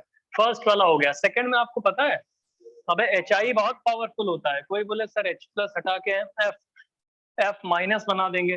अरे H+ हटेगा ही नहीं, क्योंकि HF में ये हाइड्रोजन बॉन्डिंग होती है, इसका हाइड्रोजन टाइटली हेल्ड होता है फ्लोरीन के साथ, तो निकलेगा ही नहीं। HF इवन वीक एसिड होता है, काफी वीक एसिड रिलेटिवली। HCl उससे ज्यादा स्ट्रॉन्ग एसिड, HBr उससे भी ज्यादा स्ट्रॉन्ग एसिड, और HI उससे भी ज्यादा स्ट्रॉन्ग एसिड। तो HI की एसिडिक स्ट्रेंथ बहुत ज्यादा होती है। HI इवन इतना ज्यादा स्ट्रॉन्ग एसिड होता है, H2SO4 के कंपैरेबल एसिडिक स्ट्रेंथ होती है इसकी, HI की बहुत ज्यादा स्ट्रॉन्ग होता है ना भैया, बहुत ज्यादा। H2O और H2SE में आपको पता है कि H2O, H2S और H2SE एसिडिक। कोई डाउट है इसमें? पहले भी आप देख चुके हो ना भैया। Acidic strength down the group acidic strength बढ़ती है, तो दोनों इसमें भी HF HCl HBr वाले हाइड्राइड्स की एसिडिक स्ट्रेंथ कंपेयर कर रहे हैं। मतलब आपसे H+ हटाने के बाद जो O पे माइनस बनेगा वो S पे माइनस बनेगा, फिर Se पे माइनस बनेगा। तो जितने बड़े एटम पे आप माइनस चार्ज बनाओगे उतना ज्यादा स्टेबल होगा। तभी तो I- is more stable than Br- than Cl- than F-। तो 1 2 3 हो गया। डाउट है किसी को? पूछना। फोर्थ वाला बताओ दोस्त। इससे पहला वाला। फोर्थ वाले में बहुत बढ़िया। क्या कह रहे हो? फर्स्ट वाला गलत है, और बताओ। तब सेकंड वाला होगा अगर फर्स्ट वाला गलत है। देखो दोस्त, एक्सटेंडेड कंजुगेशन हम बोल रहे हैं, तुम लोग ध्यान नहीं दिए लग रहा है। रीजन देखिए इसमें क्या है, बहुत इंटरेस्टिंग चीज है। ऐसा होता है, तुमने H+ हटा दिया, लो H+ हटा दिया, O पे माइनस आ गया। H+ हटाने के बाद O पे माइनस। तुम बोलोगे सर ये O पे माइनस जो है बेंजीन में रेजोनेंस करेगा। तो हमने कब मना किया साले बेंजीन में रेजोनेंस नहीं करेगा? आराम से करेगा, करने तो पूरे बेंजीन में। तो बेंजीन में रेजोनेंस की वजह से एक्स्ट्रा स्टेबिलिटी उसकी हो गई दोनों में। लेकिन अगर तुमने ध्यान से देखा हो, अभी ये वाला स्ट्रक्चर जो अभी हम बनाए थे, कि यहाँ पे ऑक्सीजन था, यहाँ पे भी ऑक्सीजन था, और ऑक्सीजन ऑक्सीजन पे यहाँ पे लगाया था हमने कोई नेगेटिव चार्ज। और यहाँ पे हमारा था ऑक्सीजन का नेक्स्ट वाला बड़ा भाई सल्फर सल्फर, तो ये माइनस चार्ज। तो ऑक्सीजन भले ही इलेक्ट्रोनेगेटिव है लेकिन उसके पास वेकेंट ऑर्बिटल नहीं है। सल्फर भले ही लेस इलेक्ट्रोनेगेटिव है लेकिन उसके पास वेकेंट ऑर्बिटल है, तो एक्सटेंडेड कंजुगेशन कर लिया था उसने।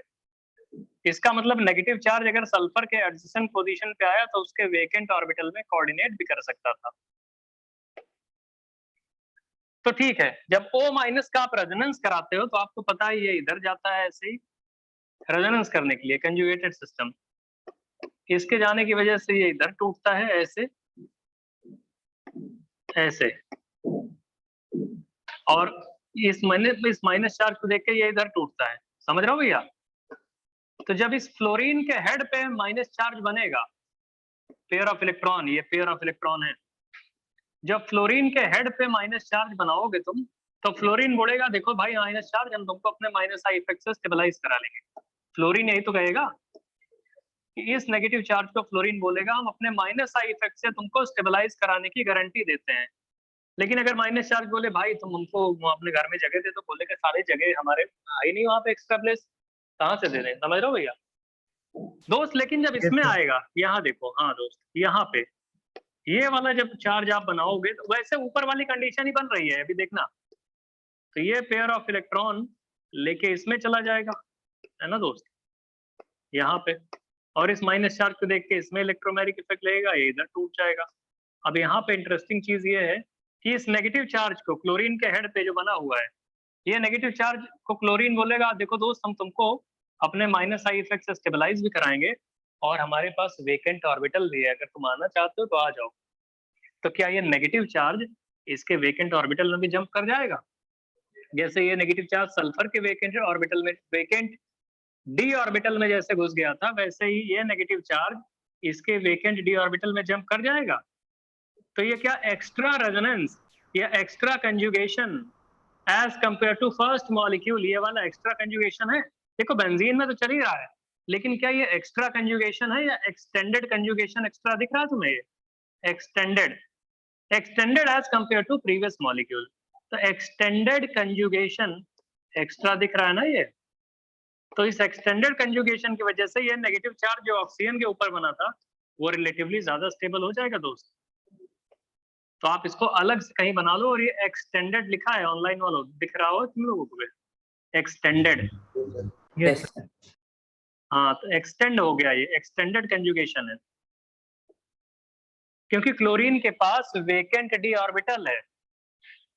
तो आप ऐसे अलग से बनाओ इसको और लिखो कि due to presence of vacant D orbital in chlorine, जो ऑक्सीजन का नेगेटिव चार्ज है वो वहां भी रेजोनेट कर सकता है, जो कि पहले वाले मॉलिक्यूल में ऐसी कोई फैसिलिटी नहीं थी। तो पहले वाले मॉलिक्यूल से ज्यादा स्टेबल हो जाएगा ये, और पूरा ऐसे दिखना चाहिए कि पेयर ऑफ इलेक्ट्रॉन डीलोकलाइज कराया आपने। भाई ऊपर वाले मॉलिक्यूल में जब तुम बना चुके हो तो इसमें तुमको क्या दर्द हो रहा है कि ऊपर वाला जब स्टेबल है सल्फर के वेकेंट डी ऑर्बिटल में चला गया, तो यहाँ पे ऐसा क्या तुमको मतलब हो रहा है कि नहीं कर रहे हो इसको?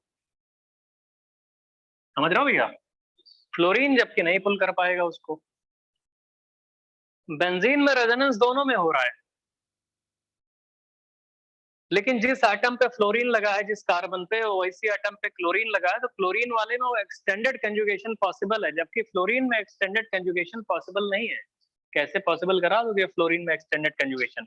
इसके पास वेकेंट ऑर्बिटल नहीं। अगर कोई ऐसे दिखा दे इधर की तरफ, काट देना साले को, ये होता ही नहीं है, एक्सटेंडेड कंजुगेशन पॉसिबल ही नहीं है, क्योंकि फ्लोरीन के पास वेकेंट ऑर्बिटल ही नहीं है। कहाँ से इलेक्ट्रॉन को लेके चले जाओगे? वो एक को इलेक्ट्रॉन एक्स्ट्रा नहीं रख सकता, जबकि क्लोरीन वाले केस में ये पॉसिबल है। ये यहाँ पे टिक कर लेना कि एक्सटेंडेड कंजुगेशन पॉसिबल है, वहां पे नहीं पॉसिबल है, ये गलत है, एक्सटेंडेड कंजुगेशन हो ही नहीं सकता। समझ रहे हो भैया? ऑनलाइन वालों समझ में आ रहा है बच्चा Yes, क्या sir. हो रहा है? दोस्त बहुत बढ़िया, चलो बनाओ।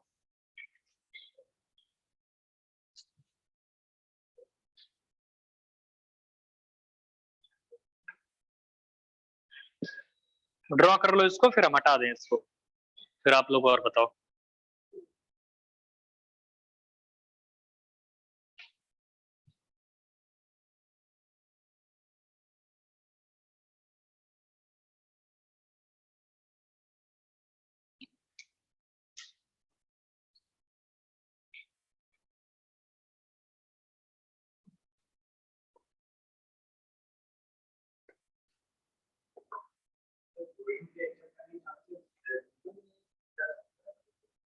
है? कहाँ रखेगा बे एक्सेप्ट करके? 2p में वैसे ही उसके 6 इलेक्ट्रॉन है, 2p फील्ड है उसका, 2p पहले से फील्ड है, वो अपने इलेक्ट्रॉन में ही लड़ा झगड़ा करता है कि भले बस। फ्लोरीन के पास 6 इलेक्ट्रॉन इसलिए रह जाते हैं p में क्योंकि वो बहुत ज्यादा इलेक्ट्रोनेगेटिव है, नहीं तो उसके 6 इलेक्ट्रॉन आपस में लड़ते भिड़ते रहते हैं। बाहर से इलेक्ट्रॉन जाता है तो एकदम हिल जाते हैं वो लोग, साला हमारे घर नहीं, अपने घर में खाने के नहीं साला दूसरा लेके आ रहा है। समझ रहे हो भैया? ये क्लियर है दोस्त? हो गया? पांचवा वाला बताओ। हमने बताया था एक दिन कि all sulphonic acids are, organic chemistry में जितने भी सल्फोनिक एसिड्स होते हैं they are stronger acid than carboxylic acid than phenol than methanol than alcohol, ऐसे ना। तो all sulfonic acids are stronger acidic than all carboxylic acid, all carboxylic acids are stronger acidic than phenol, और phenol is more acidic than methanol। और methanol के बाद फिर water आता है, और वाटर के बाद अल्कोहल आते हैं, वाटर के बाद अल्कोहल आते हैं ना दोस्त। तो वाटर के बाद जब अल्कोहल आते हैं कोई पूछे क्या पीके है, तो वाटर का पीके हमने आयनिक इक्विलिब्रियम की क्लास में बताया था, किसी को याद है?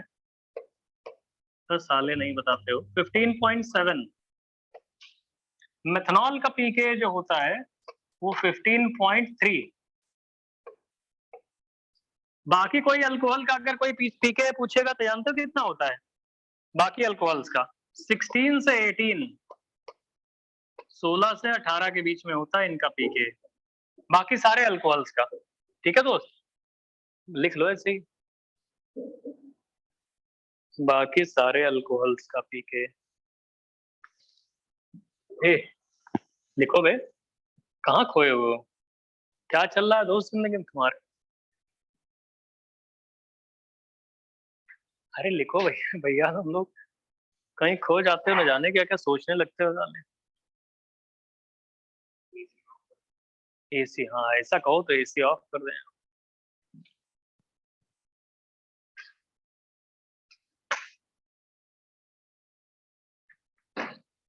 कंपटीशन बहुत हो गया भैया, पढ़ाई वढ़ाई तुम लोग करते रहो दोस्त। देख रहे हो पॉपुलेशन कितनी हो गई का, तो वार वार हो जाए तो खत्म हो जाए। 7-8 बिलियन लोग में से 5-6 बिलियन लोग अभी डिसअपियर हो जाए, थनोज आ जाए अभी गायब कर दे एक साथ। फिर कुछ मजा आ जाए, तब जितने लोग रहेंगे हारमोनी से आराम से सुकून में रहेंगे सब। सोचो कम लोग रहेंगे कहीं, है? हाँ नहीं ठीक है, गायब हो जाए कम से कम, कितना अच्छा लगेगा। पूरे सिविल लाइंस में 2-4 आदमी एक दूसरे को दिखेंगे, कहीं दिखेंगे भाई। अभी सड़क पे सब घूमते रहते हैं एक दूसरे, हैं सिलेक्शन का होगा फिर उसके बाद सब घर में रहेंगे, फिर आदमी देखने को तरसेंगे एक दूसरे को। 5-6 किलोमीटर पे कोई आदमी दिखेगा तुरंत गले लगे, भाई भाई। सड़क 2-3 दिन से किसी आदमी को नहीं देखा यार। होएगा कुछ ना कुछ तो ऐसे गड़बड़ होएगा ही। देख रहे हो कितने ज्यादा चाइना रोज ballistic intercontinental ballistic missile अभी पड़े नहीं, उसका वो पूरे अर्थ का राउंड लगाता रहेगा, और जहां मारना चाहेगा मार देगा। उधर इंडिया के पास भी है ऐसी अग्नि 5 जो है नहीं, इंटरनली ये लोग करते रहते हैं। इंटर कॉन्टिनेंटल बैलिस्टिक कम लोगों के पास है, वो न्यूक्लियर वेपन उनके पास है, उसमें कई न्यूक्लियर वेपन्स होते हैं, यहाँ गिराया वहां गिराया, साला ऐसे गिरा गिरा वो लोग। वॉर तो हो ही गए, 2-4 साल में हो जाएगा लग रहा है, जिस तरह जियो पॉलिटिक्स गड़बड़ हो रही है। घर में रहो ज्यादा सही है, सुकून है भैया। घर में थोड़ी गिरेगा भाई। घर में आके गिरेगा मतलब ये बहुत उससे बुरी किस्मत किसी की है नहीं। दूर गिरे तो कम से कम रेडिएशन आएगी। अब घर में ही आके बम गिर जाए तो क्या करोगे? चलो देखो दोस्त, हम आपको बता रहे हैं, लिखिए comparison of rotation energy barrier. Comparison of rotation energy barrier. Comparison of rotation energy barrier.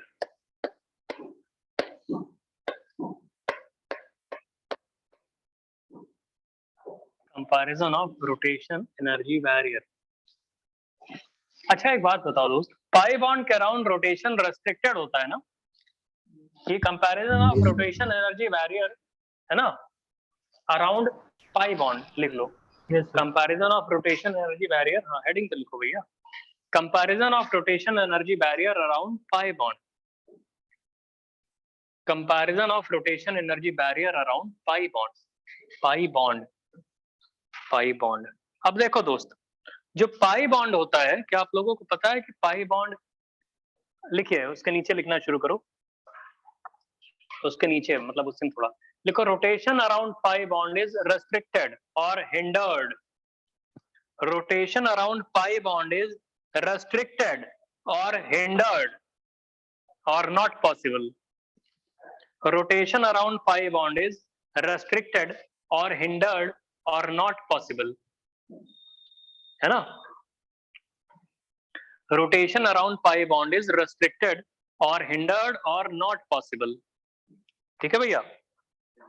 अब देखिए, जैसे पाई बॉन्ड के अराउंड रेस्ट्रिक्शन कैसे होता है, तुम लोग देखो जरा, ऑफलाइन वालों, ऑनलाइन वालों को दिख जाएगा, वो कैमरे के सामने कर देंगे। ये पाई बॉन्ड है, दिख रहा है सबको?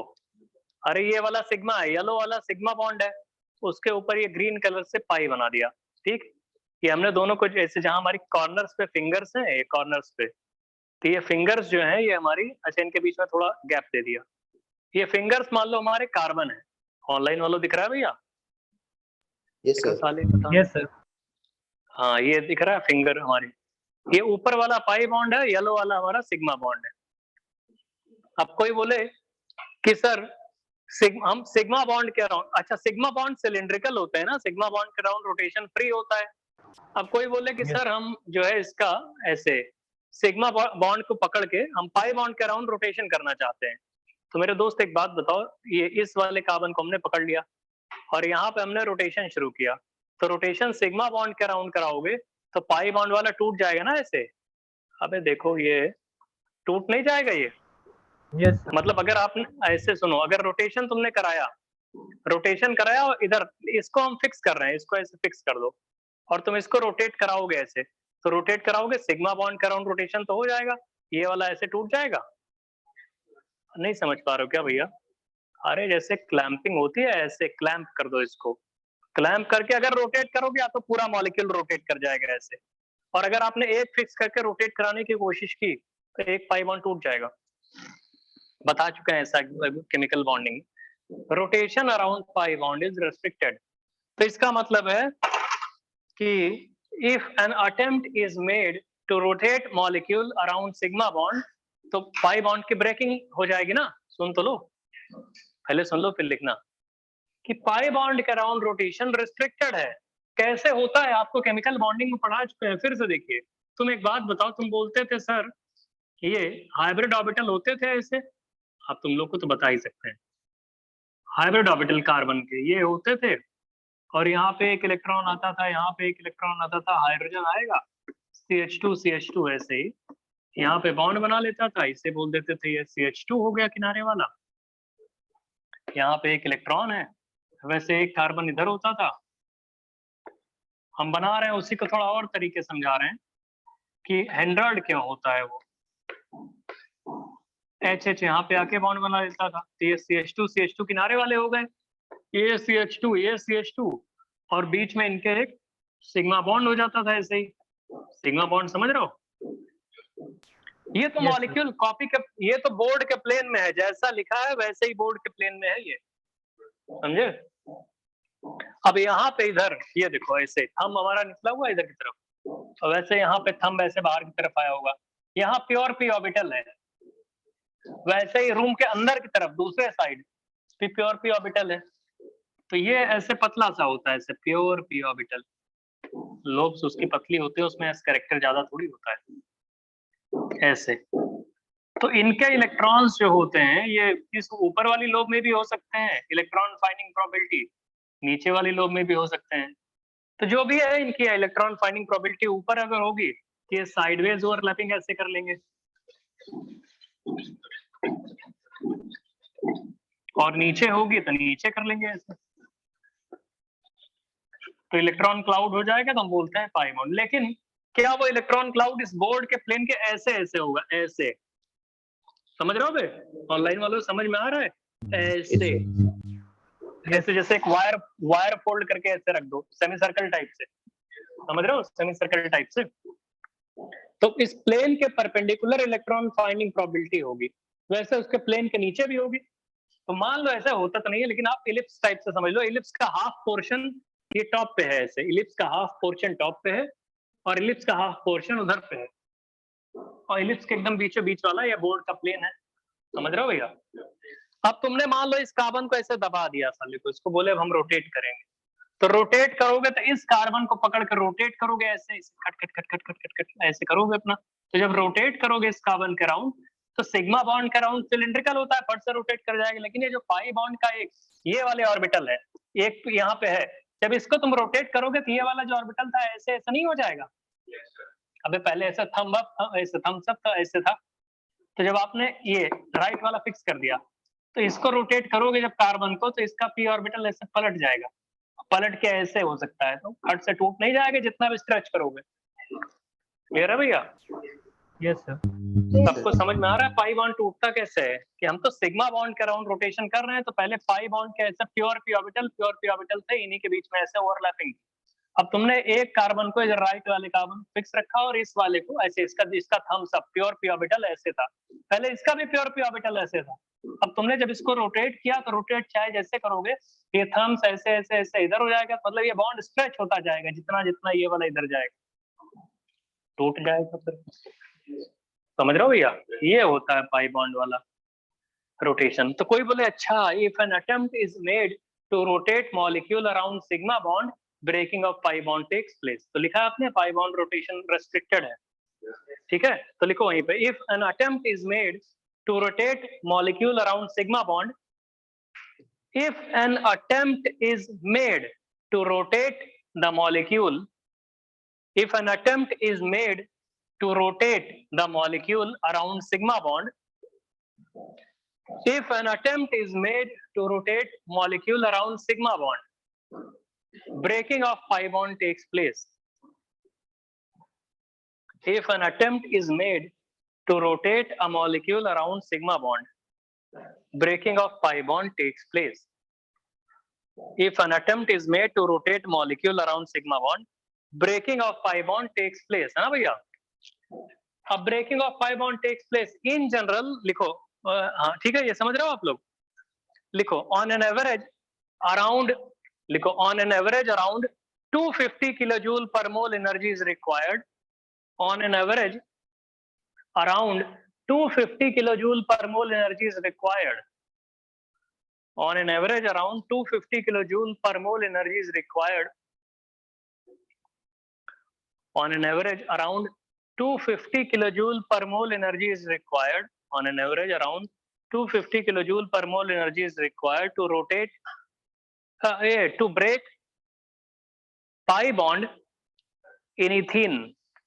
To break pi bond in ethene. ethene में जो pi bond है उसको तोड़ने में 250 किलोजूल पर मोल एनर्जी रिक्वायर्ड होती है ना, to break pi bond in ethene। समझ रहे हो भैया?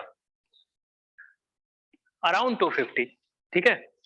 इसको बना लो, थोड़ा सा जब बनाए हुए हैं तो बना लो, समझ में आ जाएगा ना। वो थम्स अप कैसे करके हमने थम्स दिखाया ऊपर, मतलब फील कर सकते हो इसको। कभी रिवाइज करोगे तो जैसे हमने बताया, अपने आप फील हो जाएगी कि कैसे तोड़ा है पाई बॉन्ड को। केमिकल बॉन्डिंग में भी बता चुके हैं, लेकिन अभी फिर से देख लो।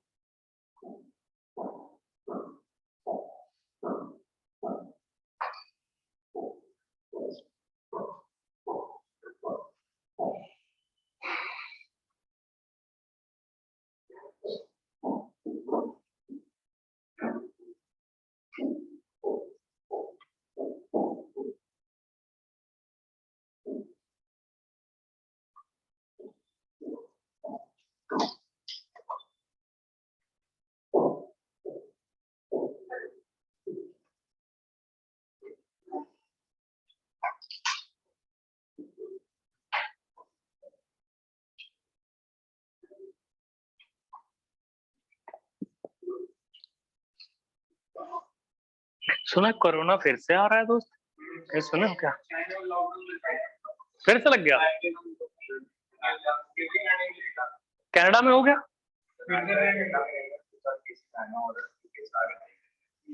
9,000 का इंडिया में 9,000 थोड़ी 2-4 लाख आए तो थोड़ा समझ में भी आता है। उतना तो अकेले कानपुर जेल लेता है 30-40 हजार, तब भी यहाँ के लोग ऐसे सड़क पे घूमते रहते हैं।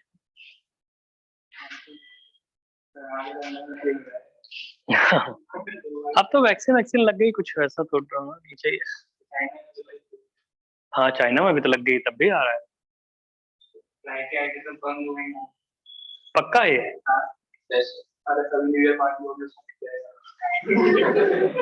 और चाइना के न्यू ईयर भी आने वाला है, इधर ही तो होता है कहीं पे।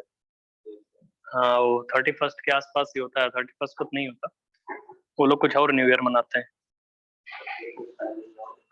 हाँ सांप और न जाने क्या क्या खाते हैं, खा ले वो लोग। जिसको देख के आदमी डर जाए वो सब खा लेते हैं। चमगादड़ और ये सब है।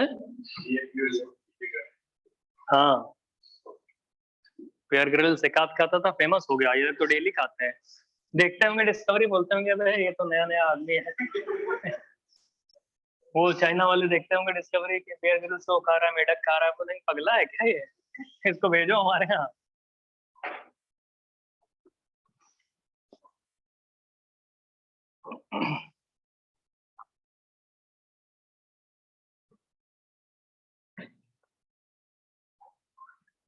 वो लोग वो स्ट्रीट डॉग वॉग भी नहीं छोड़ते हैं, मतलब कैसे भूखे हैं उनके, और वेजिटेबल नहीं होती क्या उनके?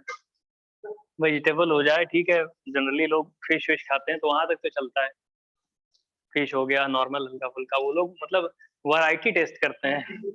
कोई जानवर नया दिखा भाई खाते हैं साले को, कैसा लगता है, मतलब टेस्ट करने के शौकीन है वो लोग, कुछ भी खाते हैं।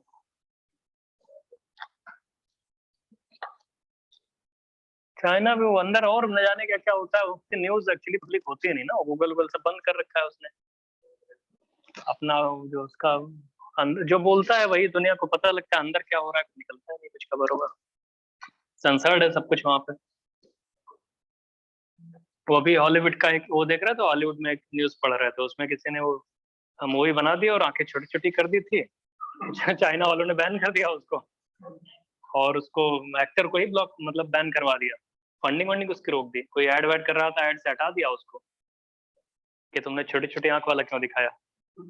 मतलब अरे ठीक है भैया, अगर किसी में कमी है तो एक्सेप्ट करना चाहिए भाई, ठीक है, मतलब अब वो लोग उसको बुरा मान जाते हैं कि छोटी आंखें दिखाना नहीं दोबारा। तो देखो दोस्त, तो एनर्जी आपकी इथीन के तोड़ने की एनर्जी आपको पता लग गया, लेकिन दोस्त एक मॉलिक्यूल ये होता है जिसको हम बना रहे हैं, देखिए ध्यान से देखिए, ये डबल बॉन्ड है और ये हो गया भाई। सुना रशिया में भी आ गया इससे कोरोना फिर से, वहां की स्पुतनिक भी फेल हो गई, इंडिया वाली कोवैक्सीन और कोविशील्ड तो ऐसे ही फेल हो जाएगी। तुम लोग को लगी किसी को जुगाड़ उगाड़ से? लगवा लिए होगे, अब तक 18 हो गया होगा ऑलमोस्ट, काफी लोग नहीं हुआ तब भी जुगाड़ तो लगी गया होगा तुम लोग का। तो तुम्हें सर्टिफिकेट से क्या मतलब, लोग सर्टिफिकेट ऐसा है क्या? स्टेट चेंज करने पे? नहीं भाई अभी हम गए थे कहीं नहीं पूछा, सर्टिफिकेट पूछा ही नहीं किसी ने, सर्टिफिकेट नहीं पूछा था, इतना कौन चेक करता है, अरे सब देख रहे हो इतने 50 इलीगल घूमते रहते हैं लोग, उनको कोई नहीं पूछता, यहाँ वाला सर्टिफिकेट पूछेंगे। देखो दोस्त,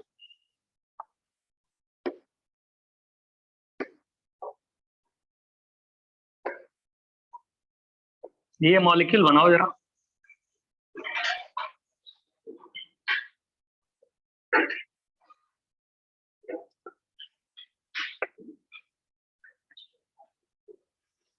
ये मॉलिक्यूल बनाइए,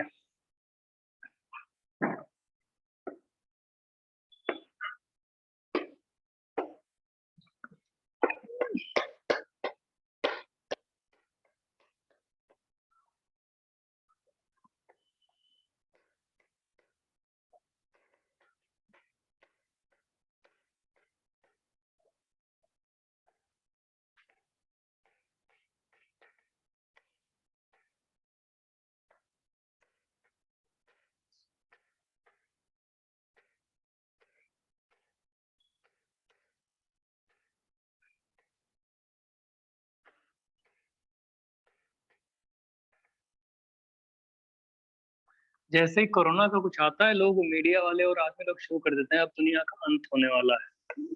ठंडी आती है तो साले बोलते हैं हिमयुग शुरू होने वाला है। एक आध दिन ठंडी पड़ जाती है ज्यादा तो बोलते हैं बस अब बर्फ गिर जाएगी पूरी अर्थ पे। हाँ, रोज 50-60 साल का डेली रिकॉर्ड तोड़ते हैं ये लोग। पानी बरस जाएगा 2 दिन तो 70 सालों का रिकॉर्ड टूटा, इसके पहले क्या बरसता ही नहीं था। अगले साल फिर बोलेंगे। और प्रेडिक्शन वाले कोरोना अब बस खत्म हो रहा है। अभी देखो सुनामी का प्रेडिक्शन एक आया था 2012 में, एक प्रेडिक्शन था तो हम तो इंतजार कर रहे थे अभी खत्म होगा कुछ। दिन भर बैठे थे अपना, उस टाइम एक मूवी भी आ गई थी ना, 2012 मूवी भी थी, तो मूवी में दिखाया गया था पूरी अर्थ पे पानी हो गया था। ये अच्छी मूवी है वो। अबे क्या पता, हाँ मतलब बताते हैं लोग माया कैलेंडर। माया कैलेंडर बनाने वाला खुद ही चला गया हो तो नहीं बनाया उसने कैलेंडर। अब जैसे इन केस कोई कॉपी लिख रहा है भाई, उसके बाद वो रहा ही नहीं तो कॉपी नहीं लिखा होगा, बोले बस नहीं अब दुनिया ही खत्म। उसने बनाया होगा उतना ही कैलेंडर। माया के हिसाब से तब तक करीब 15 साल पहले ही खत्म हो जानी चाहिए थी। और 2012 में बोल रहे थे कैटास्ट्रोफिक एकदम बहुत ज्यादा होगा, अर्थ की जो ये सब है इधर उधर हो जाएगी, सारी जमीन समंदर में चली जाएगी, वहां से निकल आएगा, ऐसे बोलते नहीं थे। मूवी देखे वो वाली? देख के लेकिन मजा आता है दोस्त। थोड़ी देर में सब खत्म। अभी देखो फिर कोविड एक आध वेव आएगी, फिर ये लोग शुरू हो जाएंगे। अरे सबका दिखाते हैं उसमें, सब अपने हिसाब से जो भी जो बताते हैं उसमें किसी को गलत थोड़ी कहेंगे आप। अकेले कोई आदमी गलत थोड़ी है, पूरी दुनिया ही सब देख रहे हो। अरे ठीक है, झाड़ फूक वो सब अलग चीज है दोस्त। देखो यार अपने वो सब भी रिलीजियस चीजें होती हैं, उसमें कमेंट नहीं करो। मतलब ठीक है, सबका अपना जो भी करते होंगे, करने तो हर कोई गलत ही कर रहा है ना। तो ये बताओ रोटेशन एनर्जी बैरियर इसका 250 किलो जूल पर मोल है, इसका कितना होगा? प्रैक्टिकली जानते हो इसका कितना देखा जाता है? अराउंड 20 किलो जूल पर मोल। तो बोलते हैं अरे इसका 1/10 हो गया पाई बॉन्ड। इस पाई बॉन्ड की बात कर रहे हैं, देखना। बोलते हैं ये जो बीच वाला पाई बॉन्ड है, इस बीच वाले की बात कर रहे हैं, इसको तोड़ने में एनर्जी बहुत बहुत बहुत कम लगती है as compare to 250, around 10 times कम लगती है। तो बोलते हैं कि इस पाई बॉन्ड को तोड़ने में ऐसे रोटेशन एनर्जी बैरियर, इसका rotation energy barrier is very low और इसका भी rotation energy barrier is very low. अच्छा रुको, इसका भी rotation energy barrier is very low. अच्छा ये मत सोचना हमने ये क्लॉकवाइज बनाया है, तोड़ने वाला सिंबल तो तुम्हें क्लॉकवाइज ही तोड़ना है, तो तुम्हें अपनी स्किल्स का यूज करना है कि किधर की तरफ हम इसको तोड़ें जिससे आपका रोटेशन एनर्जी बैरियर बहुत कम हो जाए। तो एक बात बताओ दोस्त, इस पाई बॉन्ड को ऐसे तोड़ने वाला दिखाया हुआ है, ठीक है? क्यों इतने, इसका rotation energy barrier around 20 kilo joule per mole है, उधर 250 था और ये बीच वाले पाई बॉन्ड को तोड़ने में इतना कम एनर्जी लग रही है, ऐसा क्या हो गया? ये भी around 15 kilo joule per mole है, ऐसा क्या है? ऐसा क्या खास बात है इसमें कि ये पाई बॉन्ड को तोड़ने में तुम्हें एनर्जी नहीं देनी पड़ेगी या बहुत कम एनर्जी की रिक्वायरमेंट होगी? सर जब पाई बॉन्ड को तोड़ेंगे तो फिर एक दोनों का एरोमेटिक बन जाएगी। जानते हो क्या? हाँ वही, बहुत बढ़िया। ये है कि अगर तुम पाई बॉन्ड को तोड़ के इस मॉलिक्यूल को ऐसे ऑब्जर्व करो जैसे हम बता रहे हैं, यहाँ पे बना दो नेगेटिव चार्ज सपोज करिए, तो यहाँ डबल बॉन्ड है, यहाँ पे डबल बॉन्ड है और यहाँ पे ऐसे आ जाएगा ये पॉजिटिव चार्ज। अब सुनो, पाई बॉन्ड तोड़ा है हमने, कैसे तोड़ा है? ऊपर की तरफ ऐसे तोड़ दो इस पाई इलेक्ट्रॉन को, तो यहाँ क्या जाएगा माइनस, यहाँ पे क्या जाएगा प्लस। और इसको करने से बढ़िया चीज ये हो गई कि एरोमेटिक हो गया। एरोमेटिक मतलब 6 पाई इलेक्ट्रॉन। सुनो कैसे 6 पाई इलेक्ट्रॉन? अरे 2 पाई इलेक्ट्रॉन ये है, इसके रिस्पेक्ट में कंजुगेशन में डबल बॉन्ड है, कंजुगेशन में न्यूक्लियोफाइल है, तो इसका मतलब है कि ये जो मॉलिक्यूल है it can be written like, ये पूरा का पूरा एरोमेटिक हो गया। ऊपर वाला सेगमेंट, नीचे वाला भी सेगमेंट 2 पाई इलेक्ट्रॉन से एरोमेटिक हो गया। तो भैया ये जो मॉलिक्यूल है वो एक्चुअली में ये हो जाएगा डैश डैश डैश, ऐसे सारे कार्बन पे क्या आ जाएगा? Delta minus delta minus delta minus delta minus delta minus और नीचे क्या आ जाएगा ऐसे ही, ऐसे डेल्टा प्लस और डेल्टा प्लस। तो ये दोनों ही एरोमेटिक सेगमेंट बन गए, दोनों ही एरोमेटिक सेगमेंट बन गए। ये रीजन था इसका कि भैया पहले नॉन एरोमेटिक था और अगर आपने पाई बॉन्ड तोड़ दिया तो दोनों एरोमेटिक सेगमेंट हो गए। मतलब दोनों एरोमेटिक सेगमेंट का मतलब है दोनों की एनर्जी काफी लोअर लेवल पे आ गई, काफी ज्यादा स्टेबल हो गए। तो आप बोल सकते हो कि पाई बॉन्ड टूटने की वजह से ही ऐसा हो गया। या आप ऐसे देख सकते हो परमानेंट डाइपोल बन गया। परमानेंट डाइपोल बोले तो एक नेगेटिव चार्ज ऊपर और यहाँ पे एक positive charge, dipole, permanent dipole, इसे बोलते हैं परमानेंट डाइपोल है ये, परमानेंट डाइपोल।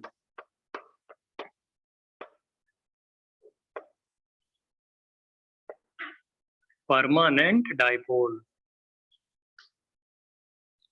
समझ रहा हो भैया? ऑनलाइन वालों समझ में आ रहा है? Yes sir. Yes sir. बता रहे हैं अभी, बहुत ज्यादा पोलर होगा ये, बहुत ज्यादा पोलर, इवन NaCl से ज्यादा पोलर होगा, NaCl के कंपैरेबल पोलर होगा, क्योंकि उसमें भी तो Na+Cl- होते हैं। और यहाँ एक परमानेंट डाइपोल बन गया प्लस का और माइनस का, ये दोनों एकदम अलग अलग हैं, एकदम अलग अलग। समझ रहे हो भैया? पॉजिटिव पोल, पूरा नेगेटिव चार्ज ऊपर हो गया, पूरा पॉजिटिव चार्ज नीचे हो गया। भाई ऊपर ऊपर पूरे पूरे नेगेटिव, नीचे नीचे पूरे पूरे पॉजिटिव। समझ में आ रहा भैया? तो इसी मॉलिक्यूल के नीचे लिखो, अभी यही मॉलिक्यूल, दूसरा वाला तभी फिर से बताएंगे। लिखो this molecule is highly polar in nature, overall molecule. Rotation energy barrier कम है, उसका रीजन लिख लिए थे कि दोनों एरोमेटिक रिंग हो गई। अब रोटेशन एनर्जी बैरियर कम है, उसका रीजन लिख लियो ना भैया कि दोनों एरोमेटिक रिंग हो गई। अब इसमें लिखिए जरा नेक्स्ट वाला पॉइंट इसमें कि this molecule is highly polar in nature, highly polar in nature with very high dipole moment, with very high value of dipole moment. This molecule is highly polar in nature with very high value of dipole moment, with very high value of dipole moment. समझ रहे हो भैया? लिखो this molecule is highly soluble in water, highly soluble in water, बहुत ज्यादा soluble होता है water में। This molecule is highly soluble in water. ये भी लिखना, this molecule is highly soluble in water. सारे पॉइंट लिखते जा रहे हो भैया? नहीं समझ रहे हो बे? Yes sir. ये कॉपी कर लियो ऊपर वाला, अभी रुको और लिखवाना है हमें। ये कॉपी कर लियो, ऑनलाइन वाले कर लिए? यस सर, कर लिया। Yes sir. अभी रुकिए, तुम बोलोगे सर हाईली सॉल्युबल। अच्छा एक बात बताओ, ये डाइपोल बना लिया डाइपोल? अब सुनिए, सुनो तो, कोई बोले हम तुमसे पूछें कि मेथेन पानी में सॉल्युबल होता है क्या? मेथेन, एथेन, ये सब C6H6 ये सब सॉल्युबल होता है क्या? पूछ रहे हैं साले। नो नहीं सर। सॉल्युबल होता ना। कोई हाइड्रोकार्बन CnH2n+2 ये सॉल्युबल होते हैं क्या? CnH2n जानते हो? CnH2n-2 सुने हो कभी? And so on. क्या ये सब सॉल्युबल होते हैं? नो बस साले हाईली, वाटर में हाईली इनसॉल्युबल होते हैं। रादर हाइड्रोकार्बन्स, बचपन से क्या जानते हैं हम लोग? हाइड्रोकार्बन्स आर हाइड्रोफोबिक, पानी से रिपेल करते हैं वो। समझ रहे हो भैया? सारे हाइड्रोकार्बन पानी से रिपेल करते हैं। हाइड्रोकार्बन ऑयल हो गया, ऑयल, बटर, घी, फैट जो हम लोग जानते हैं तो हाइड्रोकार्बन ही तो होते हैं। पेट्रोल, डीजल, अरे तेल ले लो अपने घर में, वो पानी पे डाल दो, फ्लोट करेगा, अलग लेयर बनती है, कभी सॉल्युबल थोड़ी होता है। ऑर्गेनिक कंपाउंड इनऑर्गेनिक सॉल्वेंट में इनसॉल्युबल होते हैं। समझ रहे हो भैया? लेकिन दोस्त ये भी तो हाइड्रोकार्बन था। तो जनरली जो हम लोग जानते हैं ना कि भैया हाइड्रोकार्बन इनसॉल्युबल होते हैं, उसी का तो एक्सेप्शन है ये सब। ये मॉलिक्यूल था क्या? ये वाला मॉलिक्यूल अगर तुम बनाओगे तो कार्बन कितने थे इसमें? 1 2 3 4 5 6 7 8 कार्बन थे। C8 था कि नहीं था? H कितने थे ऐसे? 2 2 4 2 6 2 8 1 9 10 11 12 13 14। क्या C8H14 था ये? ये भी तो हाइड्रोकार्बन है और बहुत ज्यादा पोलर है, हाईली सॉल्युबल इन वाटर है, इतना ज्यादा सॉल्युबल होता है कि जब इसको पानी में डालते हो तो ये जो माइनस चार्ज है ना, वाटर मॉलिक्यूल्स के बगल में आते हैं, बोलते हैं भाई हमारे पास H है, H के ऊपर डेल्टा प्लस होता है ना, H के ऊपर ये ऑक्सीजन के जो H आ रहे हैं, ये लोग कहेंगे इसको कि हम तुमको सेटिस्फाई करेंगे ऐसे डैश डैश डैश ऐसे इस नेगेटिव चार्ज को ऐसे OH अपने H के साइड से, ऑक्सीजन क्या है अपने H के साइड से इसको सॉल्वेट करेगा ऐसे। ऑनलाइन वालों दिख रहा है भैया, समझ पा रहे हो? बहुत छोटा लिख रहा है लेकिन यस जगह सर, नहीं है ना। हाँ तो ये देखो ऑक्सीजन के जो H लगे हुए हैं उन H के साइड से ये सॉल्वेट हो जाएंगे और जो ऑक्सीजन है ना OH2 OH2 OH2 उसके नेगेटिव साइड से ये पॉजिटिव चार्ज सॉल्वेट हो जाएगा। नहीं समझ रहे हो भैया? क्योंकि ऑक्सीजन पे डेल्टा H प्लस होता है। भाई NaCl पानी में क्यों सॉल्युबल होता है, क्या आपको आइडिया है उसका? क्योंकि भैया Na प्लस को वाटर मॉलिक्यूल सराउंड करते हैं, Cl माइनस को वाटर मॉलिक्यूल सराउंड करते हैं। पानी में NaCl क्यों सॉल्युबल होता है? क्योंकि Na प्लस जाता है उसको वाटर मॉलिक्यूल चारों तरफ से सराउंड कर लेते हैं, Cl माइनस जाता है उसको भी वाटर मॉलिक्यूल चारों तरफ से सराउंड कर लेते हैं। तो ये जो माइनस चार्जेस हैं इसको भी तो वाटर मॉलिक्यूल चारों तरफ से सराउंड कर लेंगे और ये प्लस चार्ज को भी वाटर मॉलिक्यूल चारों तरफ से सराउंड कर लेंगे।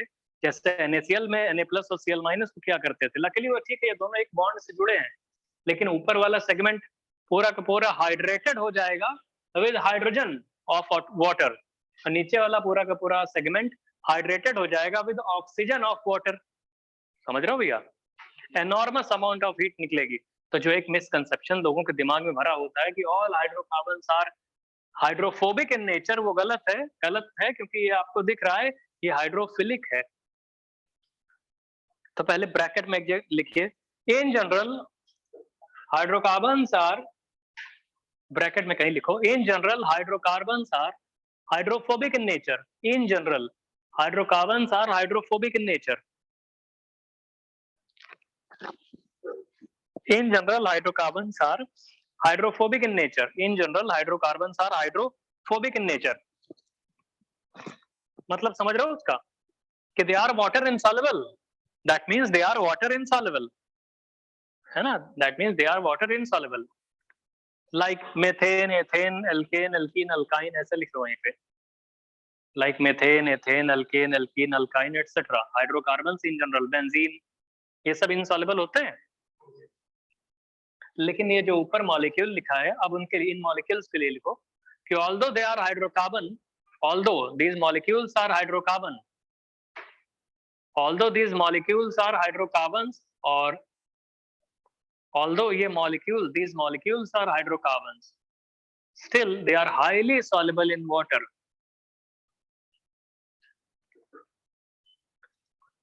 Although these molecules are, although these molecules are hydrocarbons,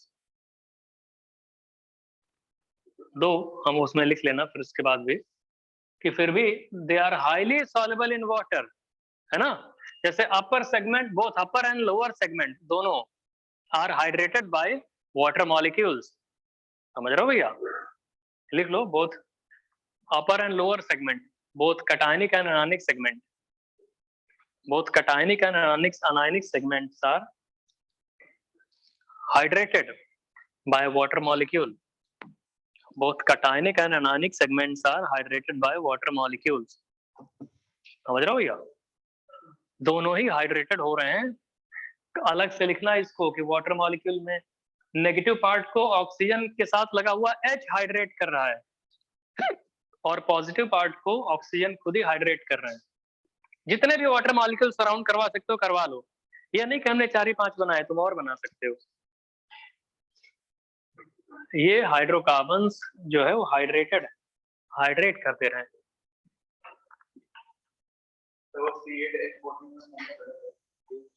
क्या है?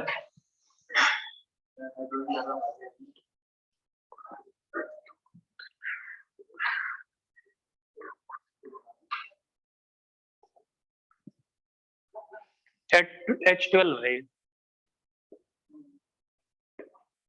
H12 है। अभी गलत है, अभी गलत है। अभी रुक जाओ, हाँ चलो तुम लिखो, हम लिख दे रहे हैं ना अभी। 1 2 3 4 5 6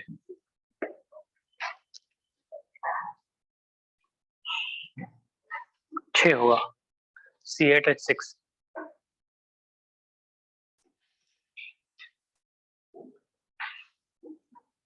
समझ रहे हो?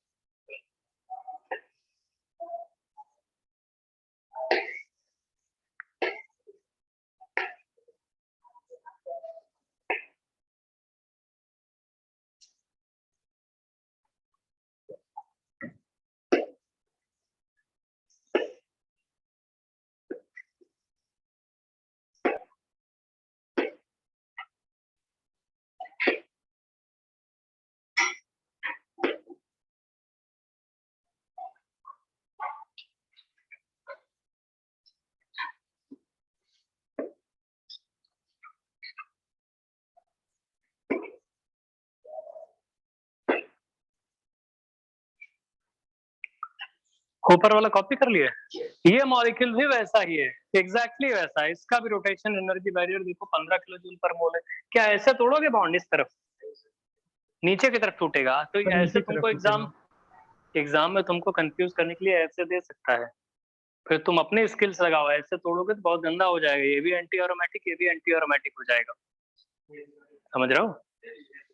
इसका मतलब बनाया कैसे भी जाए, आप अपनी चालाकी लगाओ किसको नीचे की तरफ तोड़ेंगे, पॉजिटिव नेगेटिव, जिससे कि दोनों एरोमेटिक सेगमेंट बन जाए।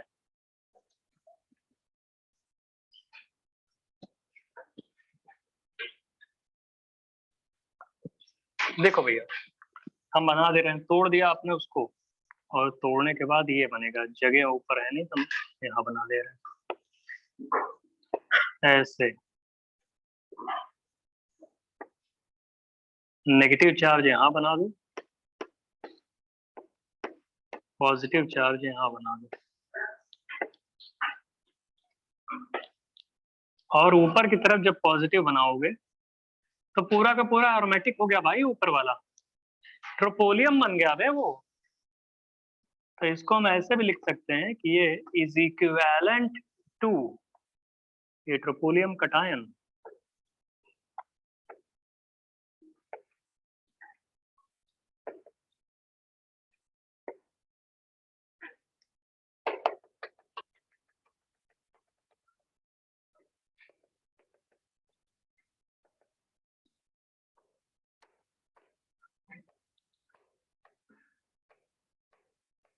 Delta plus delta plus delta plus ऊपर की तरफ, हर तरफ।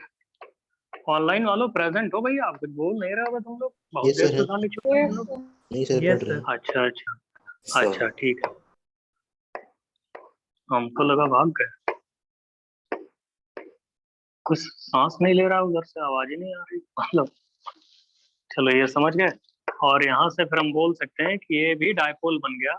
ऊपर वाला पूरा सेगमेंट एक पॉजिटिव चार्ज का पोल हो गया, और नीचे वाला पूरा सेगमेंट एक नेगेटिव चार्ज का पोल हो गया, और डायपोल हो गया। ये वेरी हाई वाटर सॉल्युबिलिटी होगी, क्योंकि वाटर मॉलिक्यूल चारों तरफ से ऊपर वाले कटानिक सेगमेंट और नीचे वाले अनानिक सेगमेंट को सराउंड कर लेंगे चारों तरफ से। समझ रहे हो भैया? अगर आप लिखना चाहते हो उसको तो ऐसे कि ऊपर वाला हो गया कटानिक सेगमेंट और नीचे वाला अनायनिक सेगमेंट। इसमें वाटर के मॉलिक्यूल अगर आप OH2 OH2 OH2 OH2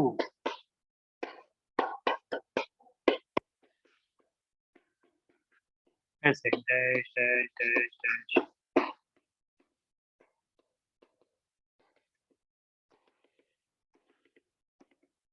ऐसे, और नीचे वाले सेगमेंट में बना लो इसको, ऐसे थोड़ी की।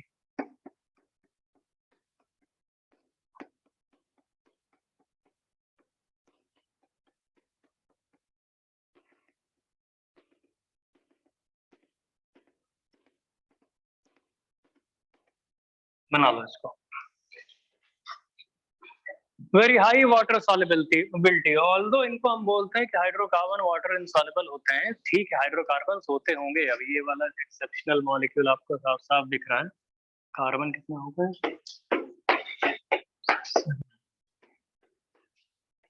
C12H, H10, ये है C12H10 हाइड्रोकार्बन है, कहने को।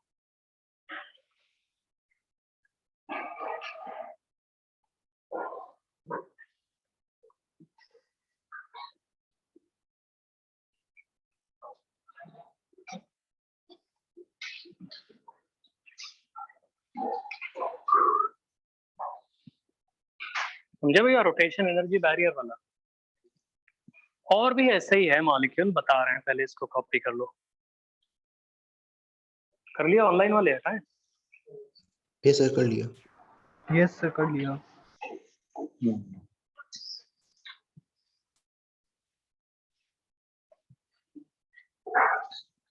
फिर देखिए,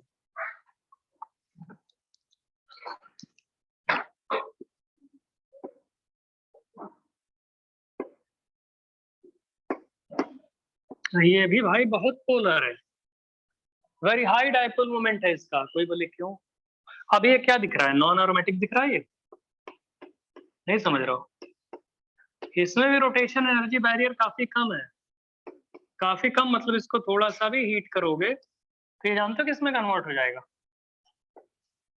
अरे पॉजिटिव चार्ज। अब तुम खुद बताओ कौन सा वाला मॉलिक्यूल ज्यादा इजीली प्रेफर करोगे राइट करना, राइट वाला। क्यों दोस्त? क्योंकि ये सेगमेंट एरोमेटिक नहीं हो गया, ये भी तो Yes, sir. डाइपोल हो गया। डाइपोल बोले तो ये आपने एक चीज यहाँ पे क्या कर दिया, पॉजिटिव चार्ज, इसके अंदर क्या आ जाएगा, पॉजिटिव, और ऊपर क्या आ जाएगा, नेगेटिव। दो पोल हो गए ना, नीचे वाला पोल अपने आप में अकेले ही स्टेबल है, तो वेरी हाई डाइपोल मोमेंट की वैल्यू आएगी। इसी की जगह पे कभी कभी ये भी लिख देते हैं लोग ऐसे,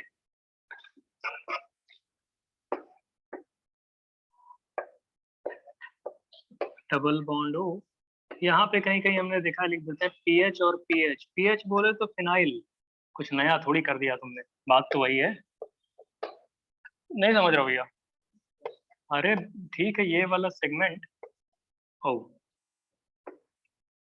डबल बॉन्ड भी है यहाँ पे, ठीक है, डबल बॉन्ड यहाँ पे है, लेकिन क्या इधर पीएच बेंजीन में भी तो पॉजिटिव चार्ज डिलोकलाइज हो जाएगा? नहीं समझ रहे हो भैया? अबे पहले जो बनाओगे तुम यहाँ, ठीक है, O माइनस, और ये जो O माइनस है यहाँ पे आएगा पॉजिटिव चार्ज, यहाँ डबल बॉन्ड, तो ये पॉजिटिव यहाँ भी तो बनेगा। जब यहाँ बनेगा तो बेंजीन में भी तो डिलोकलाइज करेगा वो। यहाँ देखो भैया, तुम बहुत खोए खोए से लग रहे हो तुम।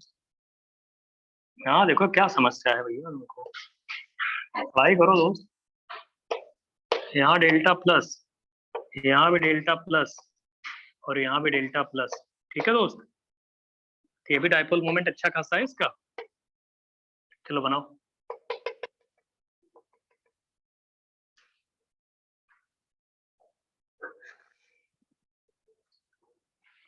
वेरी हाई डाइपोल मोमेंट की वैल्यू,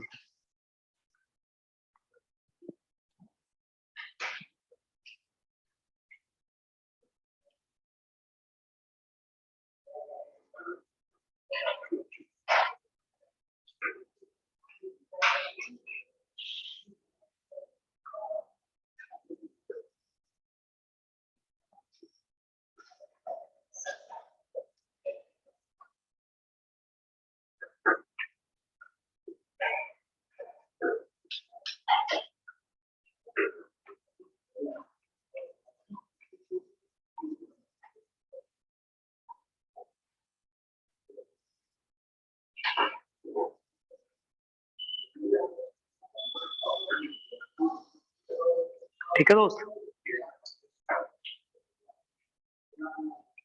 और बताएं आगे।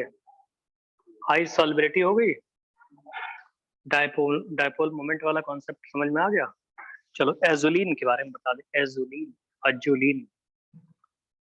चलो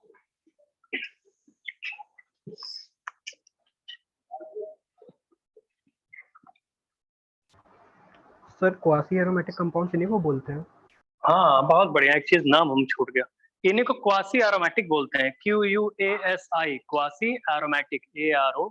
ये जो मॉलिक्यूल अभी दो बताए ना, 2-3 मॉलिक्यूल ऊपर, जो पहले नॉन एरोमेटिक होते हैं, हाँ जो पहले नॉन एरोमेटिक है लेकिन किसी पाई बॉन्ड के टूटने की वजह से एरोमेटिक हुए जा रहे हैं, धीरे धीरे एरोमेटिक बन रहे हैं ना ये लोग, इनको बोलते हैं क्वासी एरोमेटिक, QUASI, क्वासी। जैसे क्वासी स्टैटिक प्रोसेस नहीं पढ़ते हो, वैसे क्वासी एरोमेटिक, QUASI।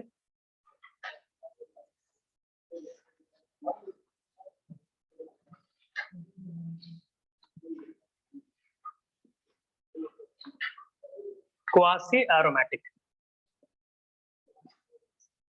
एजुलिन जानते हो, लिखिए लिखिए, azulene as well, azulene, AZULENE, azulene as well, azulene as well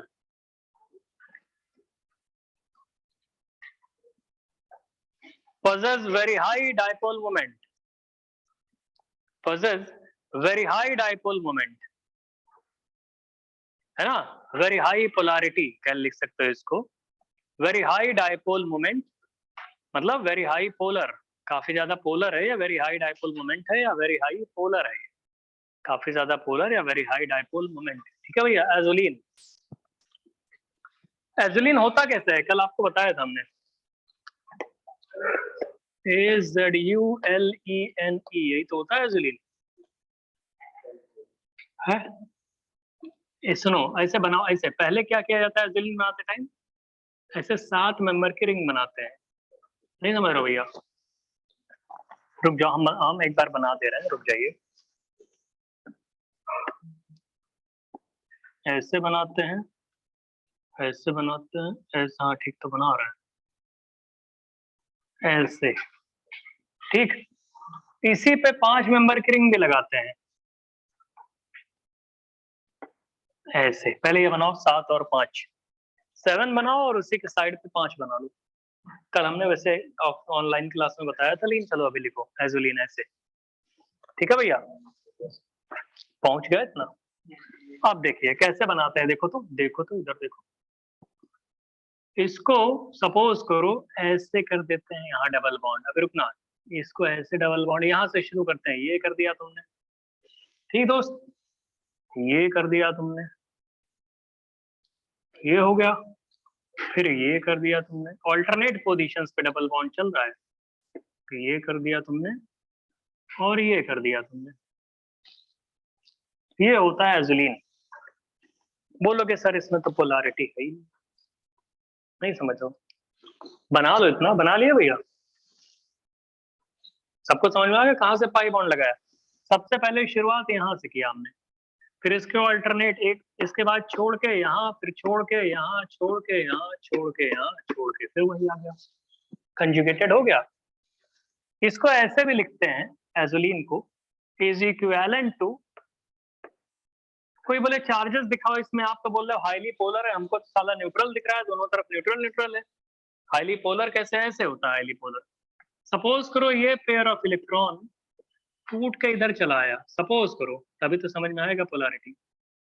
ये पेयर ऑफ इलेक्ट्रॉन टूट के यहाँ चला आया, और ये पेयर ऑफ इलेक्ट्रॉन टूट के यहाँ चला आया, बस। तो सुनो तो, जब ये वाला टूट के यहाँ माइनस बनेगा, और जब ये वाला पाई बॉन्ड टूटेगा तो यहाँ पे प्लस बनेगा, तो डबल बॉन्ड इधर आ जाएगा। रुको हमको बताने दो पहले, ऐसे ऐसे ऐसे, हाँ दोस्त बहुत बढ़िया, ऐसे ऐसे ऐसे और ऐसे, डबल बॉन्ड आ गया इस पोजीशन पे। पॉजिटिव कहाँ बना बे, इस जगह पे पॉजिटिव बनेगा, नेगेटिव कहाँ बना, इस जगह पे नेगेटिव बनेगा। Yes sir. नहीं समझ रहे हो, बहुत बढ़िया दोस्त। डबल बॉन्ड ये वाली पोजीशन तो ऐसे ही थी, ये वाली पोजीशन ऐसे ही थी, ये वाली पोजीशन ऐसे ही थी। अब इंटरेस्टिंग चीज ये है इसमें कि जो इतना सा सेगमेंट है वो ट्रोपोलियम सेगमेंट दिख रहा है या नहीं दिख रहा है, और इतना सा 5 मेंबर वाला एरोमेटिक रिंग दिख रही है, मैच करते हुए दिख रही है। तो एजुलिन, इसका स्ट्रक्चर जब एजुलिन का बनाओगे इज इक्विवेलेंट टू, तो पॉजिटिव चार्ज तो 7 मेंबर के रिंग में पूरा का पूरा डिलोकलाइज हो जाएगा, और नेगेटिव चार्ज इस 5 मेंबर के रिंग में डिलोकलाइज होगा। तो ऐसे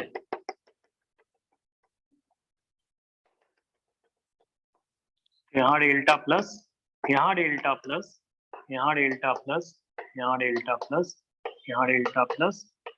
इन दोनों जॉइंट्स पे नहीं बनाते हैं क्योंकि डेल्टा जॉइंट पे डेल्टा प्लस भी बनेगा इधर के साइड से, इधर के साइड से डेल्टा माइनस भी बनेगा, तो इन दोनों जॉइंट्स पे कोई चार्ज नहीं, इधर डेल्टा माइनस, इधर डेल्टा माइनस, इधर डेल्टा माइनस। और अबे ये एक साइड पूरा प्लस और एक साइड माइनस नहीं दिख रहा है आपको? एक तरह से पूरा पॉजिटिव चार्ज है और इसी से सटा हुआ एक नेगेटिव चार्ज है, सिंबलिकली ऐसे दिखा सकते हैं इसको। डायपोल दो पोल नहीं हो गए, पॉजिटिव पोल और नेगेटिव पोल, और दोनों फिक्स पोल हैं, ऐसा नहीं पॉजिटिव नेगेटिव चिपक जाएंगे। अबे ये fix pole positive, fix pole negative, very high dipole moment आएगा। तो वेरी हाई डायपोल मोमेंट इसीलिए इसको बोलते हैं कि भैया इसका डायपोल मोमेंट एजुलिन का काफी ज्यादा होता है, समझे भैया? 7 मेंबर की रिंग पूरी पॉजिटिव होगी, जैसे अभी ट्रोपोलियम बताए थे, देखो साले नहीं बताते हो, ट्रोपोलियम Yes, sir. अलग से बताए थे ना तुमको। हाँ, यस सर। पॉजिटिव चार्ज होता है, एरोमेटिक होता है, और एक 5 मेंबर की रिंग अलग से, आपको ये पता था, नेगेटिव चार्ज होता है, और ये भी एरोमेटिक होता है। ये दोनों एरोमेटिक मॉलिक्यूल अलग से आपने पढ़े थे, उन्हीं का यूज किया है। बनाओ इसको, एजुलिन को, एजुलिन को बनाओ भैया।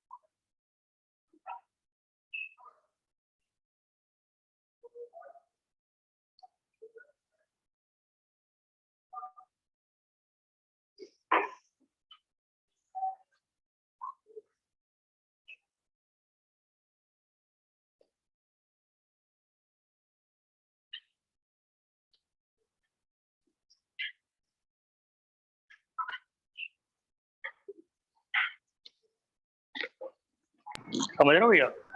सर जो 7 कार्बन की रिंग है उसमें हर पोजीशन पे positive charge, partial positive charge आ रहा है, वो कैसे एक बार बता दीजिए। इन दोनों पोजीशन पे नहीं रहेगा ना, क्योंकि इन दोनों पे नेगेटिव भी तो आ रहा है, तो नेगेटिव पॉजिटिव मिलकर न्यूट्रल हो गया इन दोनों पे, और हर नहीं, पोजीशन पे पॉजिटिव आ रही है। हैं, क्या कह रहे हो भैया? सर वही जहाँ पे न्यूट्रल है उसके सामने वाले पे, वहाँ पे पॉजिटिव एक आ ही नहीं रहा, अगर रेजोनेंस करो तो। करेगा करेगा, तुम पूरा रेजोनेंस बनाओ। अच्छा, इसका तुम्हें सारे के सारे रेजोनेटिंग स्ट्रक्चर बनाने पड़ेंगे, तो उस दिन हम बता रहे थे, तुम लोग ध्यान नहीं दिए, जैसे एक लोग का डाउट है। डाउट वैसे सबका होगा, लेकिन ये आगे सोच रहे हैं, तुम लोग सोच नहीं रहे हो कि इन्हीं सारे पोजीशंस पे कैसे आया। तो हम बोलते हैं तब तक रेजोनेटिंग स्ट्रक्चर बनाना इसका रेजोनेंस कराते कि जब तक वापस से एग्जैक्ट यही पॉजिटिव और नेगेटिव ना दिख जाए। बनाओगे तो इस प्रोसेस में तुमको 2 चक्कर मारने पड़ जाएंगे। समझ रहे हो भैया जो पूछ रहे हो? यस सर, याद आ गया, बनवाया था आपने। बहुत बढ़िया दोस्त।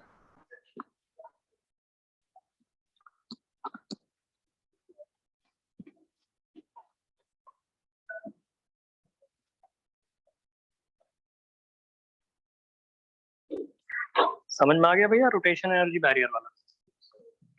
Yes, sir.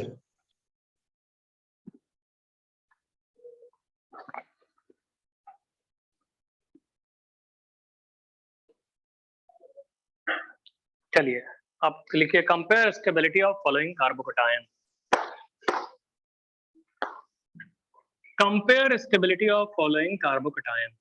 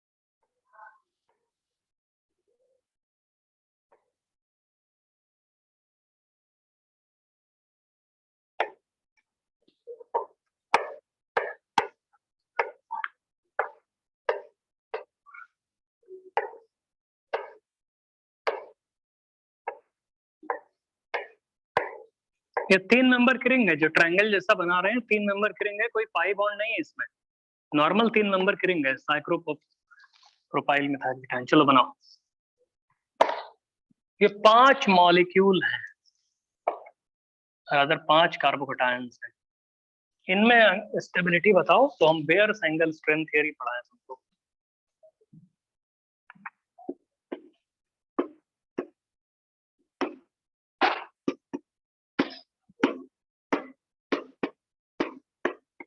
इसको और डिटेल में आगे पढ़ाएंगे, अभी बस काम चलाओ थ्योरी बताएंगे। बेयर्स एंगल स्ट्रेंथ थ्योरी है ना।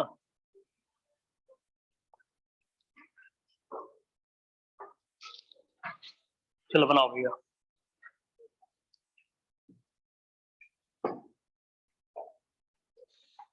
कौन ज्यादा स्टेबल है इसमें? बहुत प्यारा दोस्त, और बताओ। बहुत बढ़िया, और बताओ। है ऑनलाइन वाला कोई बताओ।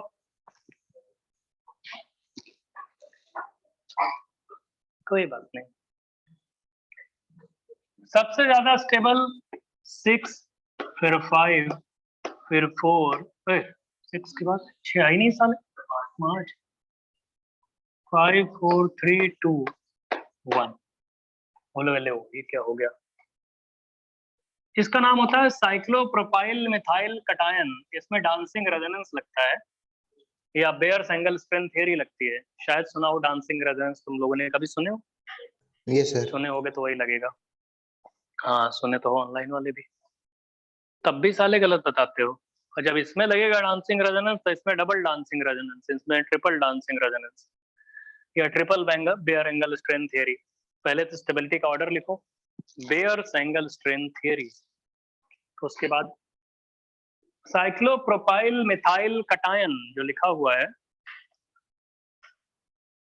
जिसको हमने हर सर्कल किया है ना हल्का सा, थर्ड वाला मॉलिक्यूल, उसका नाम होता है साइक्लोप्रोपाइल मिथाइल कटायन। ठीक है, बनाओ।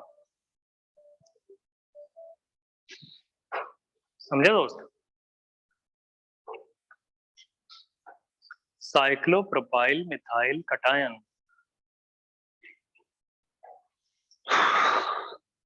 इनकी स्टेबिलिटी कैसे चेक करते हैं वो सब बताएंगे आपको।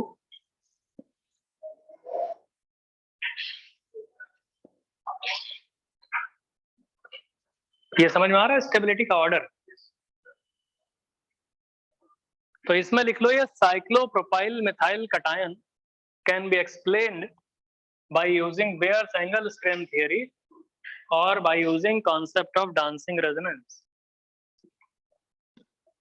साइक्लोप्रोपाइल, ये जो stability of cyclopropyl methyl cation, stability of cyclopropyl methyl cation, stability of cyclopropyl methyl cation can be explained. Stability of cyclopropyl methyl cation can be explained by considering Bayer's angle strength theory. Stability of cyclopropyl methyl cation can be explained by considering Bayer's angle strength theory or